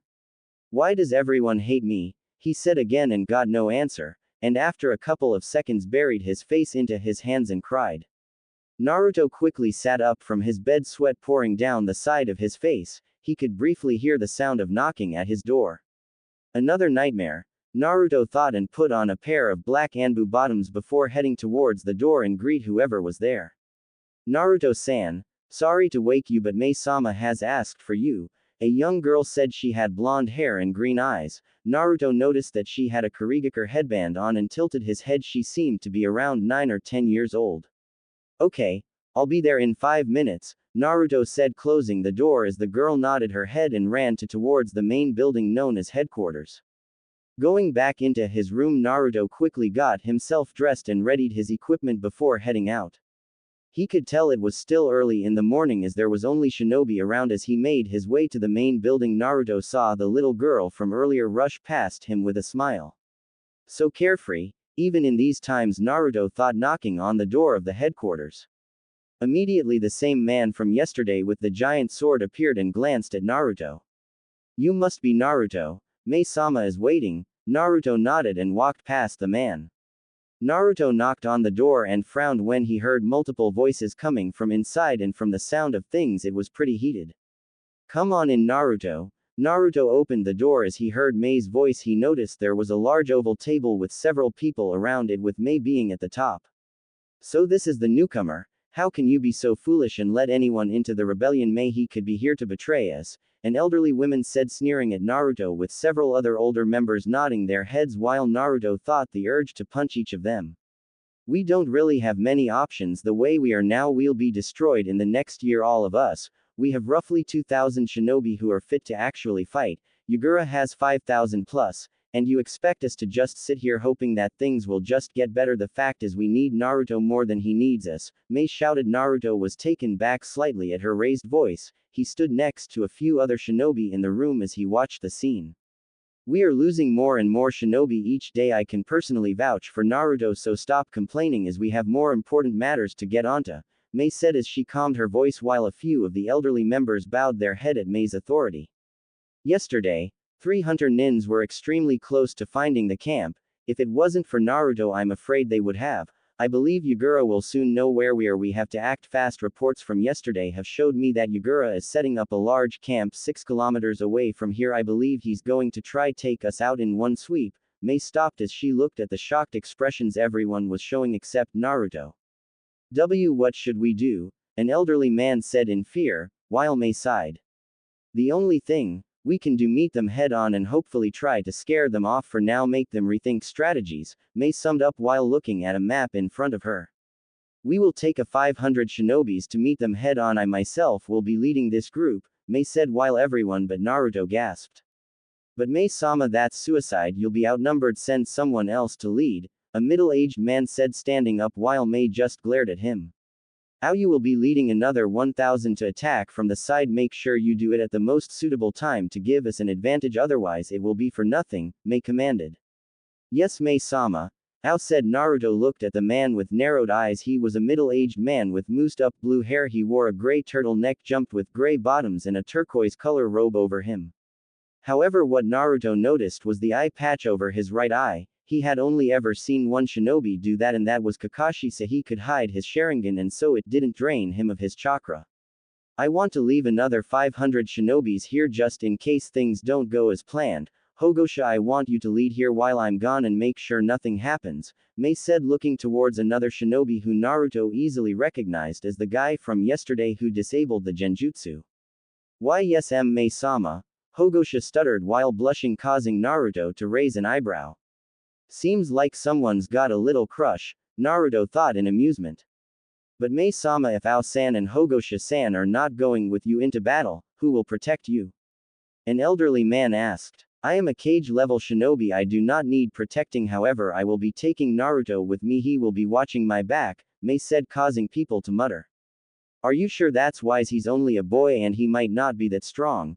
Naruto could feel his eyebrow twitching as he heard that and felt like unsheathing his katana and showing them who the boy really is. Naruto may be young, but he's incredibly powerful, possibly even stronger than me. I trust he'll keep me safe in battle, Mei said seriously while looking at Naruto as if sending him a secret message. Naruto understood straight away Mei was talking about the answers he needed and knew if he wanted them he'd have to help them. Everyone looked at Naruto in amazement and Hogosha looked at him in anger and jealousy. I take the silence means you have no more questions. Already everyone, we live in the next hour. Dismissed, Mei said standing up while the counselors left. Mei-sama, is it wise to have the newcomer protect you? Hogosha said while Naruto raised an eyebrow at the desperation he could hear in his voice. Yes, now go to the gate and prepare our departure, Mei demanded as Hogosha nodded and left quickly and sent a sly glare to Naruto as he walked past. Next, Ao walked up to Naruto and stared at him for a few seconds. His one uncovered eye stared at Naruto in concentration. You've been giving an important job, and if Mei-sama trusts you, then so will I, Ao said, placing his hand on Naruto's shoulder and left with the other shinobis, leaving only Naruto and Mei alone. I'm sorry for the way everyone's treating you, Naruto. There's only a few people who actually believe you are here to help, Mei said quietly, giving Naruto an apologetic look, hoping her people hadn't driven off someone of Naruto's caliber. It's fine, everyone is paranoid, it's understandable, Naruto said quietly while still being angry at people calling him a child. He had over things to think about. Thank you. Come, let's meet up with everyone, Naruto nodded as he followed Mei out of the room. Naruto stood behind Mei as she stood in front of 500 shinobi. She nodded to Hogosha as he opened the gate. Naruto could see the fear in every one of the shinobi's eyes. He couldn't blame them, most of them would probably die after today. They're scared, Mei said as Naruto looked back at her and could see the same traces of fear in Mei's eyes. I know, Naruto said quietly as he remembered the third shinobi war. He had seen the same fear in his parents' eyes. But we'll be alright after all, we have you leading us. Naruto smiled at Mei and saw her blush slightly in embarrassment. Nodding her head, she carried on walking with new determination in her eyes, knowing she had people who believed in her. After a couple hours of traveling, Mei signaled everyone to stop and get down. The shinobis hid in the trees while Mei called for Naruto. What do you think? Mei asked as Naruto landed next to her. Naruto looked in front of him. He could see the ending of the forest, and in an open field there were close to 300 shinobis walking around. It's a trap, Naruto stated as he narrowed his eyes at the scene in front of him. It was clear that this was part of Yagura's army, as he could see the Kurigakure head protector. That's what I thought as well, Mei whispered in frustration while planning her next move. What are you going to do? Naruto asked as he watched Mei concentrate. Get everyone with a fire and wind element at the front quickly, Mei ordered, and Naruto nodded while rushing back to do as she ordered. Once the fire and wind users were at the front, Mei went through hand signals informing them of the plan. Now, Mei shouted while going through hand signs like the rest of the fire users. Kaden. Gokakyu no Jutsu, the fire users shouted, and multiple giant fire balls flew out of the forest, surprising the shinobi in the middle of the field. And just as the fireball were about to reach the shinobis, Mei shouted again. Wind users now. Naruto went through hand seals along with a few others and jumped in front of the fire users. Futon. Daitapa. Naruto pushed his hands forward with the rest of the wind users and watched as a large gust of wind appeared and enlarged the fireballs, completely engulfing the 300 shinobis in fire, making them scream out in pain. As soon as the fire died down, the only thing that could be seen was the burnt land, which had now been scorched black. Move forward, everyone, Mei commanded again while Naruto looked at her in slight confusion. We'll be playing right into their trap, Naruto whispered so no one else could hear. I know, but they're not going to come out any other way, especially now they've seen what we can do, Mei said, walking forwards onto the burnt ground. Mei-sama, I'm sensing over 600 chakra signatures, someone shouted, and Naruto quickly identified him as a sensor. That's nothing to worry about, it's only 100 more than us, Mei said calmly while the sensor paled. But Yagura is leading them, the same sensor said while Naruto frowned as he watched Mei pale slightly. Are you sure? She demanded through gritted teeth. Yes, there's no mistaking his Biju's chakra, the sensor said, shaking in fear, while Naruto's eyes widened. He's a Jinchuriki? Naruto asked Mei as she nodded. Yes, he's the container of the Isobu, it's the reason he's so strong. My techniques have no effect on him at all, he's completely synced with his Biju, Mei said angrily as Yagura appeared on the other side of the field. Naruto narrowed his eyes at Yagura. He looked no older than he did. He had gray hair with a few spikes, pink eyes, and a scar that ran down from the bottom of his right eye to his chin. A Jinchuriki? He's like Nimato, could Nimato turn out like him? Naruto thought as he watched Yagura order half of his forces forward. Let's meet them, we just have to hold out long enough until our arrives with the rest, Mei said as she raised her arm up and quickly launched it down, signaling everyone to battle, and immediately all 500 shinobis ran forward while Mei and Naruto stayed behind. Why are we staying back? Shouldn't we help them? Naruto questioned as he looked at Mei, who was concentrating fully on the battle. No, Yagura's plan is to weaken our forces. You and I are cage-level shinobi, we will win this first round, but Yagura will send the rest of his forces to wipe us out, and unfortunately we will have to keep our eyes on Yagura. His attacks are deadly, one hit is all it takes, Mei said, tightening her knuckles.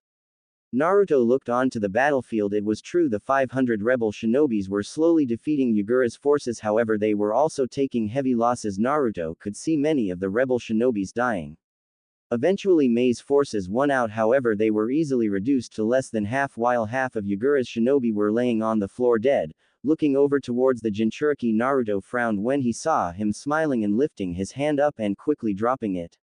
Where's Ao? Mei said angrily as she watched the rest of Yagura's shinobi advance on what was left of her forces and meet them in battle. Let me go in, Naruto said, and Mei snapped her head towards Naruto in shock. Alone? She asked, while Naruto nodded. Yes, I'll be able to take out the rest. Also, you don't have shinobi to spare. If what you said about the numbers Yagura has under his control, then we haven't even taken out 1/5 of his army while he's defeated 1/4 of yours, Naruto reasoned, glaring at Yagura under his hood. I'll go with you then, Mei said, causing Naruto to shake his head at her stubbornness. No, I must go alone. If you are captured or killed, it's over for everyone. Trust me, I'll win, Naruto said, sending her a smile. Fine, but you better come back or I'll kill you myself. I still have to get to know you properly, Mei said after some thought while Naruto shook his head in amusement at Mei. Alright, time to let loose, Naruto said, walking out of the tree line and into the field just as the rest of the rebel forces were being slaughtered. Naruto calmly walked forward as he noticed everyone turn their eyes on him and slowly unsheathed his katana and flicked it downwards. He watched as Yagura nodded and smiled to his forces and they cheered before charging at Naruto. Naruto roughly estimated there to be around 150 shinobi left. He could tell they were clumsy by the way they held their weapons, they were unorganized. Crouching down, Naruto channeled chakra to his feet and propelled forward, destroying the ground below where his feet traveled, surprising the shinobi, and sliced his way through a line of them and ended up behind the group, ignoring the shower of blood behind him. Standing up fully, Naruto took a glance at Yagura and saw his expression was still calm, though the guards next to him were looking at the battlefield in awe. Naruto turned around and flicked his sword, cleaning the blood off it before getting into the same crouched position and propelled forward. He was surprised as he felt a few of the shinobi reflect his attack. It seemed there was more to the Kurigakure shinobi than he first thought. Naruto sighed as he sheathed his katana. It seemed that they weren't going to fall for the same trick twice. Going through hand seals, Naruto quickly slapped his hands onto the ground. Immediately hundreds of wooden spikes erupted from the ground, impaling most of the shinobis, showering the battlefield in blood. The ones who were lucky enough to escape backed away as fast as they could. What the hell is he? One of the shinobis shouted as they panicked. Their numbers were reduced dramatically as on the field there were approximately 20 shinobis left of Yagura's forces. Naruto smiled. Despite the situation, he knew that using the wood techniques would startle the shinobis and he knew he had the advantage. However, his eyes widened as he felt a change in the wind. Looking towards the source, he gasped as he saw a giant turtle appear from where Yagura was. His Biju transformation? Naruto wondered while staring at Yagura. Wide-eyed, he watched as small black balls floated in the air around Yagura and formed together to create a giant ball. Naruto! Mei shouted as she jumped behind Naruto and gasped when she saw Yagura fire the tailed beast bomb. The tailed beast bomb flew forwards, completely destroying all of the ninjas that were left, and it showed no signs of slowing down as it approached both Naruto and Mei. That thing's far too big to go around, we'll never make it, Naruto thought while pulling out one of his Hiraishin kunai and pushed it forwards. Naruto winced as he felt his feet being pushed back slightly. However, he could see the tailed beast bomb slowly being absorbed into his time-space barrier, but he could also feel the chakra drainage as well. As soon as the tailed beast bomb was fully absorbed by Hiraishin marker, Naruto fell to his knees while panting. I need to find a safe place to put this explosion. Naruto had one of his eyes closed as he looked towards a spot he had placed a Hiraishin marker when he first arrived in Kurigakure. Behind Yagura, a giant explosion went off, completely uprooting trees, sending them flying, and the ground shook.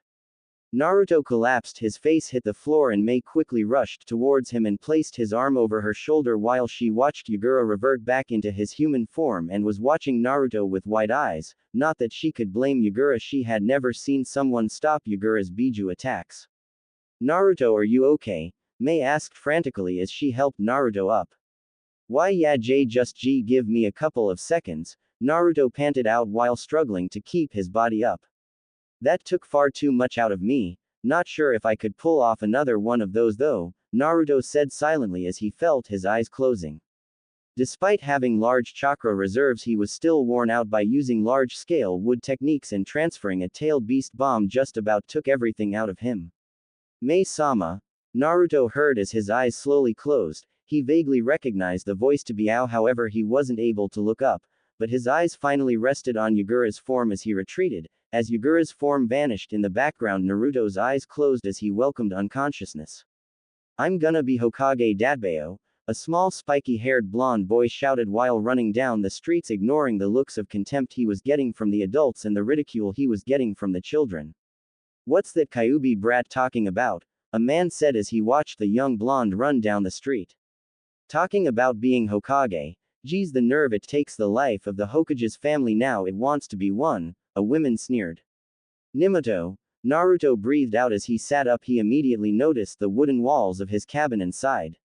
It was another nightmare. That can't be happening to Nimato, Naruto thought as his eyes widened as he remembered where he was. The last thing he could remember was sending the tailed beast bomb away, and after that the rest became blurry. The sound of someone breathing caused Naruto to turn his head. His eyes widened when he saw the familiar auburn hair of Mei. She was using her arms as a pillow and rested them on the table next to the bed as she slept peacefully. Looking down, Naruto could see his hands bandaged, however there were still traces of blood that could be seen through the bandages. Looks like my hands got to close. First day in this war and I'm injured, that's about right, Naruto thought as he heard Mei slowly wake up. Naruto, you're awake, are you alright? Mei asked worriedly while Naruto raised an eyebrow over her concern. Yeah, something like this won't kill me, but why are you here? Not that I'm complaining, but shouldn't you be in your office or something? Naruto asked confused. That stuff can wait, I need to talk to you. We did promise after all, remember? That was really amazing what you did back there. I've never seen anyone stop Yagura's tailed beast bomb. That's some amazing technique you have, Mei said, smiling at Naruto. Truthfully, she had finished everything concerning the battle. The only thing left to do was decide their next move. Her visiting Naruto was purely out of curiosity. Yeah, only problem is it takes a lot of chakra out of me, and since that was the only time I've ever actually tried something like that, I kind of got injured. Naruto scratched the back of his head sheepishly while Mei smiled and nodded, secretly taking note of his recklessness. So, what happened after I lost consciousness? Naruto asked, turning on his serious voice while Mei also put her serious face on, knowing this war was far from over. Ao arrived as you blacked out, however it seemed he had a little trouble himself. They ran into around 500 of Yagura's forces. We won, but we lost at least a quarter of the 1,000 Ao had, Mei reasoned as she sighed. It was another painful hit to the forces. Is that what forced Yagura to retreat? Naruto asked, narrowing his eyes slightly. No, I'm not sure what caused him to retreat actually. It's like the moment he saw you go unconscious he left. Mei frowned as she thought back to the way Yagura acted. Seems suspicious, doesn't it? Naruto confirmed. Yeah, it is. Anyway, I've got to get back to the meeting room to decide our next move. I'll come visit later, Mei said, standing up and straightened out her dress while Naruto had to blush as he watched Mei's DD bounce.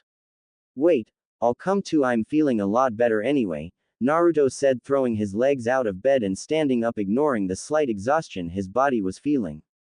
Are you sure? You still look pretty hurt, Mei asked in concern as she glanced at him, her green eyes gazing at him in worry. Yeah, I'll be alright, I'm not made of glass, Naruto said, placing his blue sandals on, however he couldn't find his cloak. I'm sorry Naruto, it was destroyed in the battle, Mei said guiltily, knowing that Naruto's appearance couldn't be hidden now until he got a new cloak. Oh, I'm guessing everyone's already seen my face and hair now anyway, Naruto reasoned as he thought that he was brought back without his hood. People must have seen him. Alright, you ready? Mei asked while Naruto nodded and quickly followed her out of his cabin. While walking through the streets, Naruto couldn't help but notice the looks of awe he was getting from the children and the looks of respect he was getting from the adults.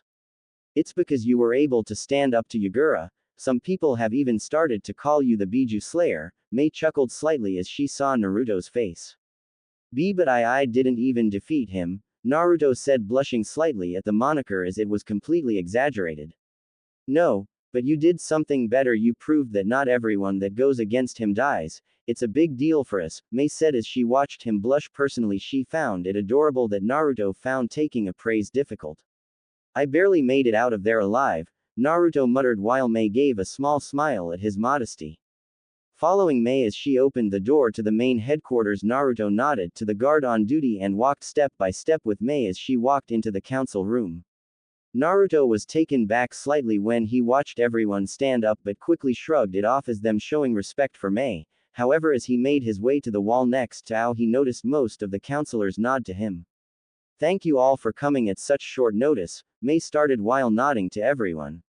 As you have most likely heard, we were successful yesterday in repelling Yagura and his forces. I'd like to thank everyone Ao for supporting us and Hogosha for looking after the camp while we were gone, Mei said before she looked at Naruto and smiled, unaware of Hogosha blushing at her praises.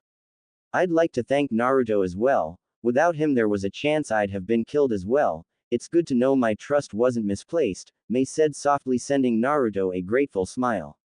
Now onto important matters. We were able to push Yagura back for now, however we are still outnumbered. Any battles we find ourselves in we must reduce the number of casualties. We are fighting an uphill battle. This war will carry on longer but I believe we can win, Mei said with determination. Naruto smiled as he watched Mei give her speech. It wasn't the most motivated speech he had ever heard, however he knew it's what people needed to hear. He could see the determination she showed when it came to fighting for the freedom of everyone in Kurigakure, and it even inspired him a little, and it made him respect her that much more. One thing was certain, however, Naruto thought this was definitively going to be an uphill battle, and for him to find the answers he was looking for he'd have to partake in a war that would change the entire structure of Kurigakure. Naruto sighed as he stood in the council room inside the rebels' headquarters. It had been 8 months since his arrival into Kurigakure and Yagura had still not been stopped, however his forces had been cut down significantly by the bloodline users. Naruto had mastered several large-scale Mukten attacks which completely destroyed an army. If he were to guess, Yagura's loyal shinobis were cut down by at least 3/5, however the rebels had also been cut down to less than half. Over the last 8 months Naruto had grown taller and had a whole 2 inches over Mei now. Also he had learnt several sweetened ninjutsu from many of the shinobis that were willing to teach in the army. He was wearing a black anbu top and a mesh guard, with a gray chest plate over him and black anbu bottoms with blue sandals, equipped with fingerless gloves with metal protectors on the back. He had changed his clothing since coming to Kurigakure as his previous clothing wasn't enough protection in these environments. He had also made quite the name for himself. While people still called him the Biju Slayer, there were many now calling him the Nadaime Kiroi Senko, one due to his usage of the Hiraishin no Jutsu. Of course his name had been placed in Kurigakure's bingo book. He also kept his promise to Tsunade. Once every 2 months Naruto would appear in front of her and it would always end in a night of passion. It was also quite beneficial as she would also give him checkups to see if his health was in good condition and that he didn't catch any illnesses. Actually thinking about it, she was worried whenever he saw her and he could tell she was worried about him. Why, though he couldn't guess, perhaps she would miss the thinking about it was about time he met up with Tsunade. We're in a bad situation, Mei said, rubbed her forehead, and the rest of the counselors agreed. That was another thing that had changed. His relationship with Mei had improved dramatically ever since that first day when he collapsed. She was always talking to him outside of missions whenever she could. She had even started to call him Naruto-kun around the 5th month, plus she was also flirting heavily with him. He noticed, however he ruled it off as just her personality. Though Hogosha seemed to hate him more, he knew why. Though Mei favored him over Hogosha, he could see the glare the man sent him whenever Mei would call him Naruto-kun or flirted with him. Not that he cared though, just about everyone knew the guy had a thing for Mei. While she seemed oblivious, or perhaps she was ignoring it, he didn't care. We have had reports that Yagura has at least 1,000 of our own forces that he's captured over the years and held them in a prison in Kurigakure. I could only imagine the torture they have been through. However, if we could get them out, we could change the tide of this war, Mei said, causing gasps from everyone.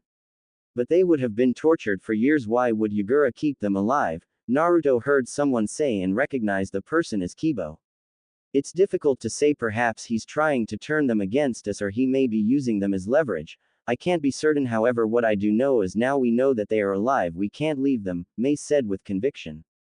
Naruto smiled as he watched Mei. Despite everything, she still kept the same determination to keep everyone safe. It was strange how 1 minute she could be threatening to kill you for mentioning the word marriage, yet the next she would be talking calmly and comforting. How are we supposed to help them though, Mei-sama? Another council member asked while she frowned as she had thought of a plan, yet it was incredibly insane. I have an idea, but it's risky. We'll need to infiltrate Kurigakure and rescue the prisoners from the inside. However, it's more than likely a one-way trip, Mei said sadly as her face frowned in frustration, and Naruto could hear the desperation in her voice. It was the same voice he had heard when Mei asked him to join. He knew that it was her voice when she had no other options.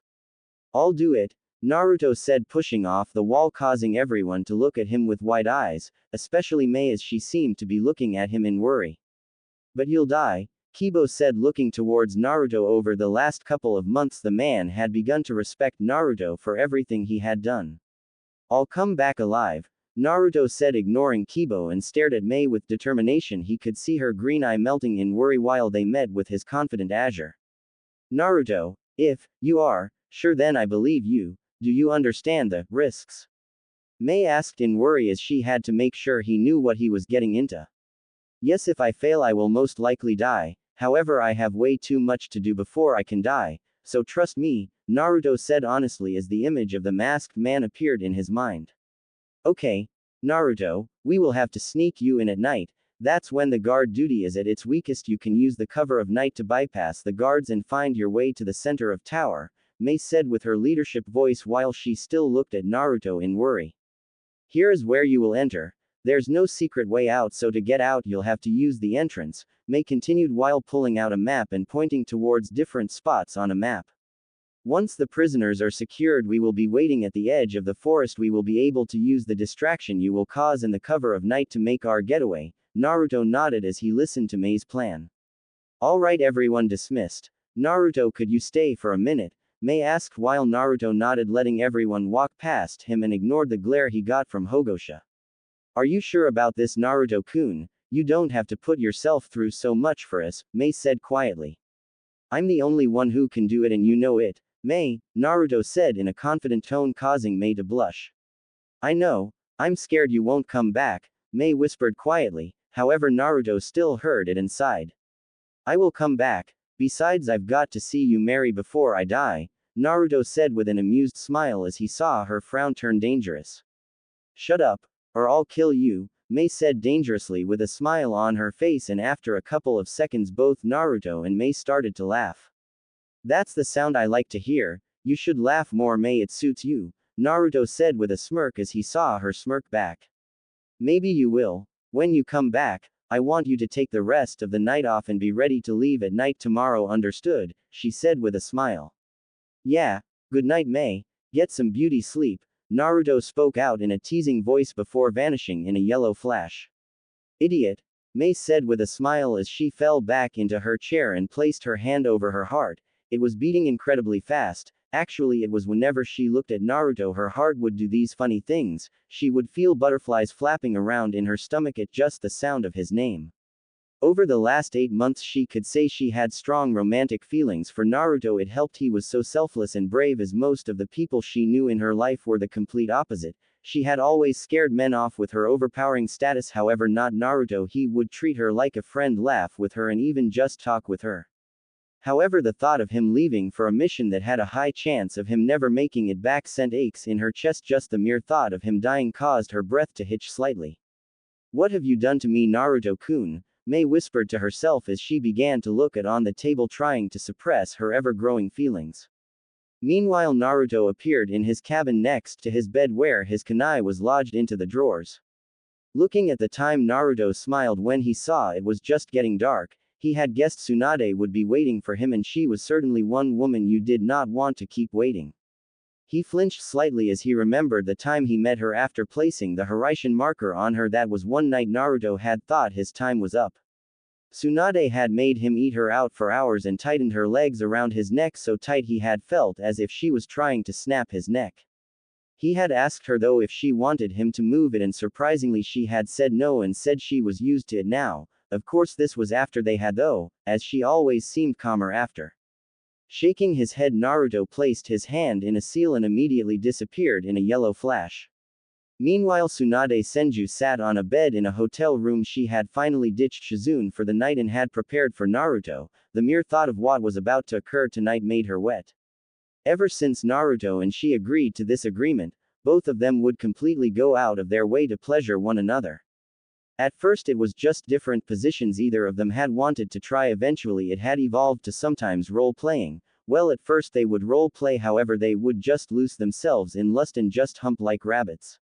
Last time it had been patient and doctor, with Tsunade being the doctor and Naruto being the patient. She fondly remembered the hands-on physical she gave him and the extremely delicious sample he had given her.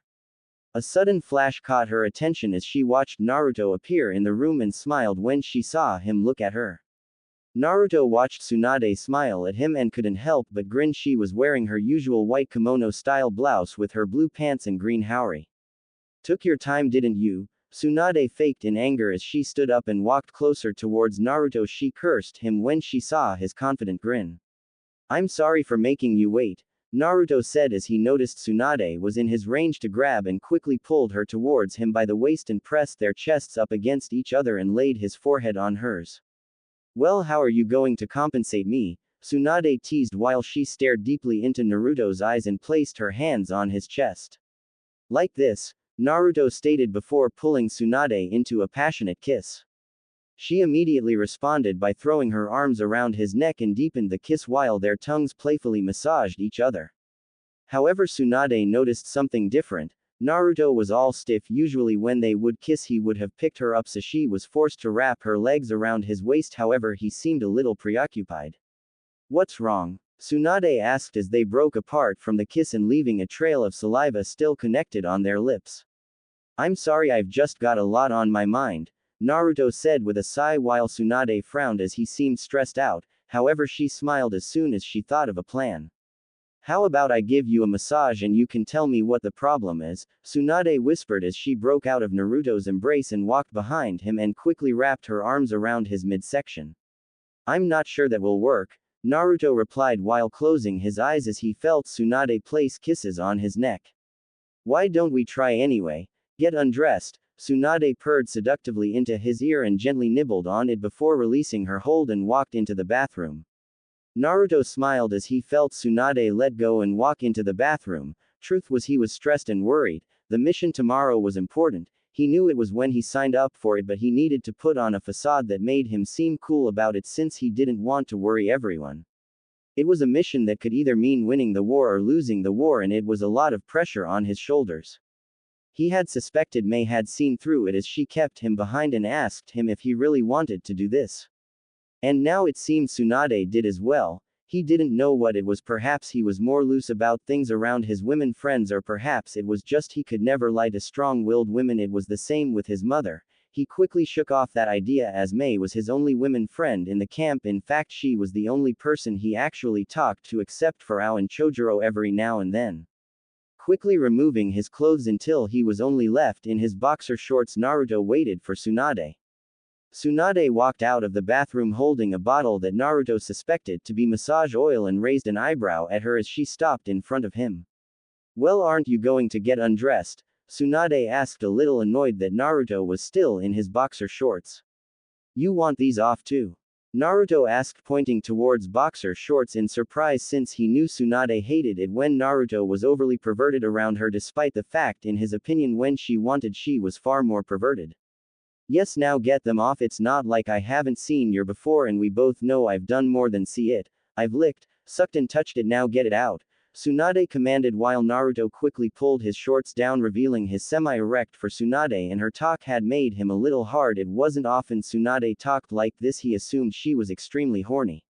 See, was that too hard? Now go lie on the bed, Tsunade commanded while Naruto huffed at her impatient attitude and raised his eyebrows when he noticed the towels already placed on the bed. You were expecting this? Naruto asked, turning around looking towards Tsunade as she seemed to be in the process of discarding her own clothes.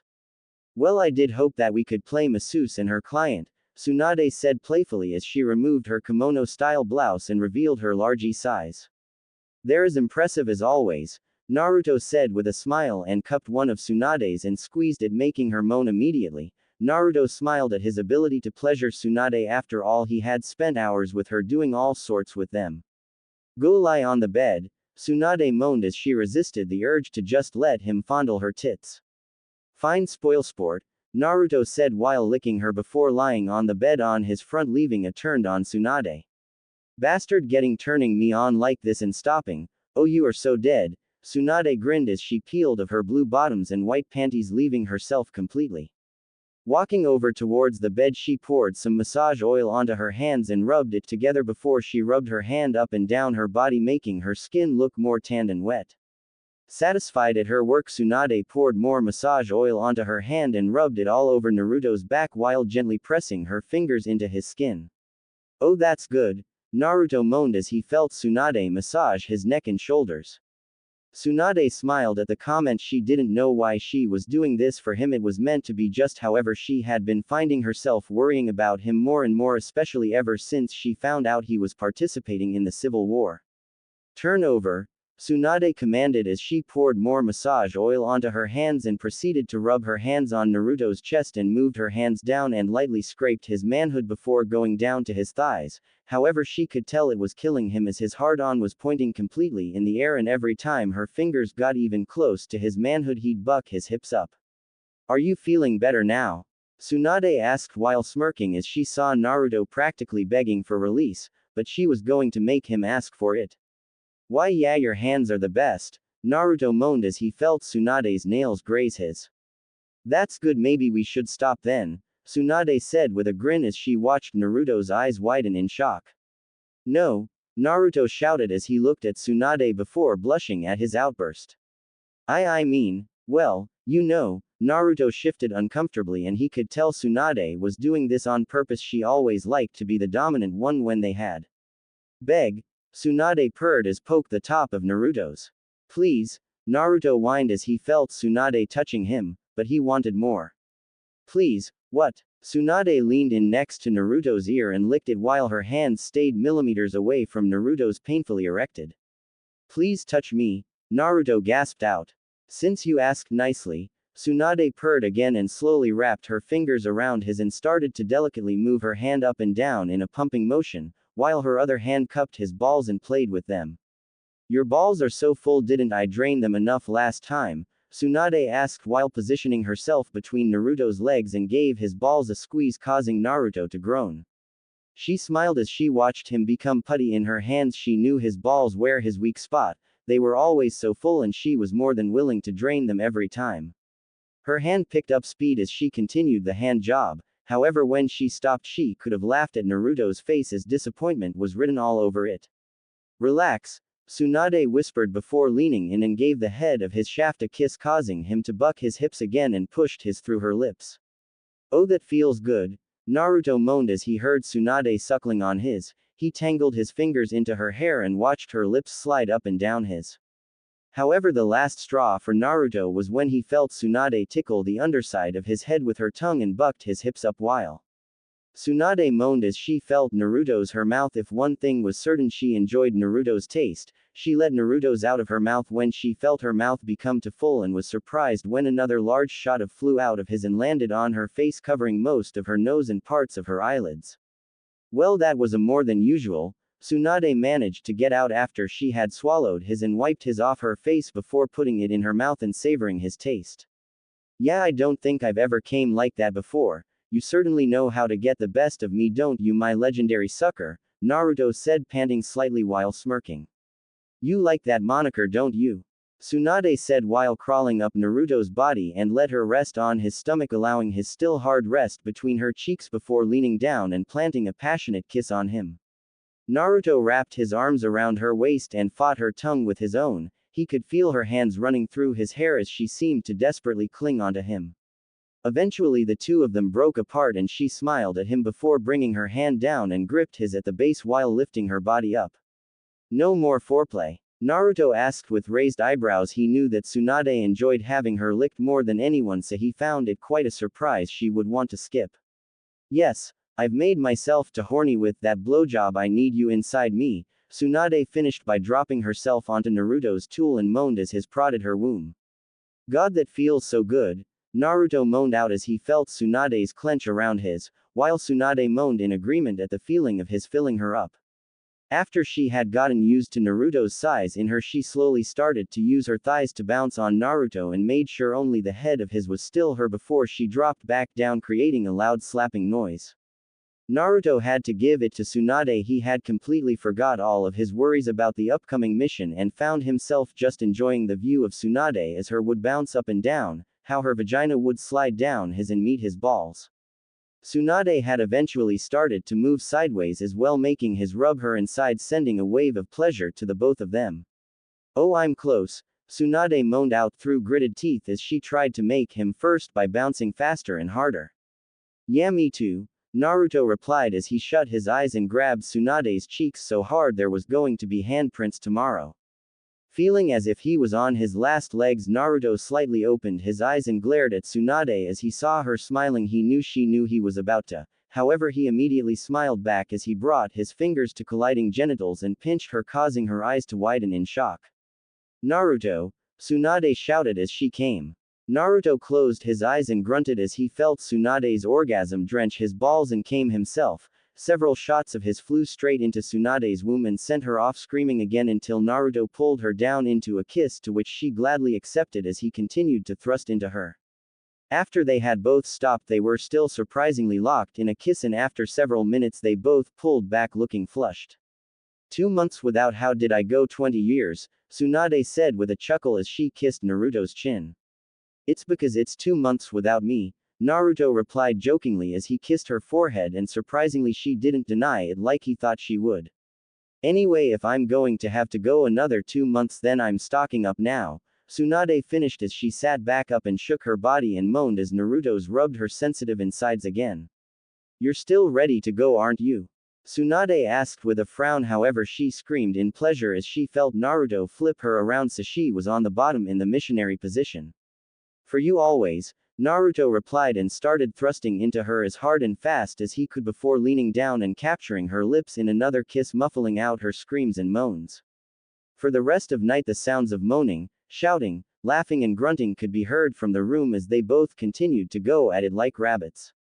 Naruto dropped onto his back panting heavily while Tsunade dropped her head onto his chest her blonde hair sprawling out all over him. Wow. I think I'm going to be sore tomorrow, Tsunade panted rising her head so her chin was on his chest and stared at his glazed over expression and smiled. Why yeah, that was intense I think you emptied my balls with that last time, Naruto also panted snapping out of his glazed expression and looked down towards Tsunade before gently tracing her spine with his hand and smiled at the moan she let off. I know, my womb feels so full it's a good job I'm using the anti-pregnancy jutsu otherwise I'm certain I'd be carrying your child, Tsunade said while smirking secretly enjoying the feeling of his seed inside her. Naruto merely hummed in response exhaustion creeping up on him and trailed his hand down onto her and fingered his Hiraishin mark. So, what had you so stressed earlier? Tsunade asked closing her eyes and resting her head on Naruto's chest while her finger traced his chest in random lines. I have a mission, it could either save the bloodline users, or it could destroy them either way whatever happens it's on me, Naruto said sighing as he wrapped both of his arms around Tsunade as he felt her climb on top of him and nuzzled her face into his neck. Why do you always put yourself in such dangerous situations? Tsunade asked as she frowned into his skin her voice was laced in worry and something else Naruto couldn't pick up on. I don't know, Naruto muttered burying his face into Tsunade's hair secretly enjoying the smell. You know you could always leave, I mean people always die protecting villages that's never going to change so why risk your life, Tsunade said and hesitated slightly while Naruto continued to breathe in her scent and groaned as he felt one of Tsunade's hand begin to stroke his manhood. Join us, me and Shizune, we could end every night like this, me, you a hotel room and hours of non-stop pleasuring, Tsunade purred out seductively and kissed Naruto's neck. Naruto was extremely tempted to take the offer. Who wouldn't? Tsunade Senju was a beautiful woman even if he didn't love her he still cared for her a lot and here she was offering him her body every night, however the images of Mei, Sufu, the rest of the bloodline users and finally Minato came into Naruto's head. I'm sorry, I need to find answers and I can only get them in Kurigakure, Naruto explained sadly and kissed the top of Tsunade's head as he heard her sigh in disappointment. I guess every 2 months isn't so bad, Tsunade said while stopping her pumping motion on Naruto's and laid her hand on his chest. You don't have to wait 2 months for me you know, Naruto said so that Tsunade didn't think that she had to wait for him to have they were both single he wanted her to feel free. I know, but I wouldn't be surprised if mine was shaped into the shape of your it wouldn't feel the same if it's not yours, Tsunade said with a laugh it was soon followed by Naruto and a couple minutes of silence. You know I've only ever had with 2 people, Tsunade said breaking the silence she didn't know why but she liked the feeling of cuddling up to someone in bed and just talking it felt like she was letting out a lot of her pain. Naruto on the other hand raised his eyebrows at Tsunade he knew she was a little talkative after not that he minded but it was strange to see the legendary Sannin Tsunade a woman whose punches could kill the strongest shinobi in one hit talk so deeply with him. Oh, and who are these lucky people? Naruto said with a grin forcing a large smile on Tsunade as she kissed his chest. My ex-lover Dan, and you, Tsunade admitted with a blush as she felt Naruto staring at her. Shizune's uncle. Naruto asked as he remembered Shizune telling him the story of how Tsunade fell into the state she was in. He felt her nod into his chest and tightened his embrace around her. Are you ashamed of what we've done? Naruto questioned, and immediately Tsunade's head snapped up and she stared at Naruto in astonishment. No, of course not. It's natural to want another's physical contact. I'll never be ashamed of what we've done together, Tsunade confirmed and smiled when she watched Naruto grin. So, who's better, me or Dan? Naruto asked, and immediately Tsunade blushed while glaring at Naruto. Usually she would have killed anyone for even mentioning Dan's name, yet here she was letting him not only talk about him, but talk about him in a competitive way. Shut up and cuddle me, Tsunade demanded and wrapped her arms around his torso and buried her face into his neck once more. Naruto smiled as he watched the famous legendary Sannin blush in front of him and pulled the cover over their sweaty bodies. I'll take that as me, Naruto admitted confidently and placed a kiss on Tsunade's head while smiling as she never denied it and fell asleep with Tsunade wrapped tightly around him. Be careful, I'd hate to have my only way of release taken from me, Tsunade admitted as she was now fully dressed and stared at Naruto as he prepared to leave. They had woken up pretty early so they could get a couple of rounds in. She was happy they were able to get one round in the bed and one in the shower before getting dressed, and she could happily say she was satisfied. I'll try, but even then I'm sure your magic hands could do wonders, Naruto said with another confident grin and walked over towards Tsunade and grabbed her by the hips. What about my mouth? Tsunade asked with a pout as she desperately wanted Naruto to kiss her. Oh, definitively with your mouth, Naruto confirmed as he leaned in and placed his lips onto Tsunade's. She immediately opened her mouth, allowing Naruto's tongue to explore her it. See you in 2 months, Naruto said, moving back from the kiss and placed a kiss on her forehead before disappearing in a yellow flash. Please don't die, Tsunade whispered to herself as she clutched onto the green necklace around her pale neck. Naruto appeared next to his bed and sighed. Tonight he would have to leave the camp and infiltrate Kurigakure no Sato and rescue the prisoners. He did feel slightly better after his meeting with Tsunade. She had reminded him of everything he was fighting for and his main goal to protect Minato, and if there were answers in Kurigakure, he knew the village was his best shot. With that in mind, Naruto climbed onto his bed and slowly went to sleep, knowing that this may be his last chance in a while.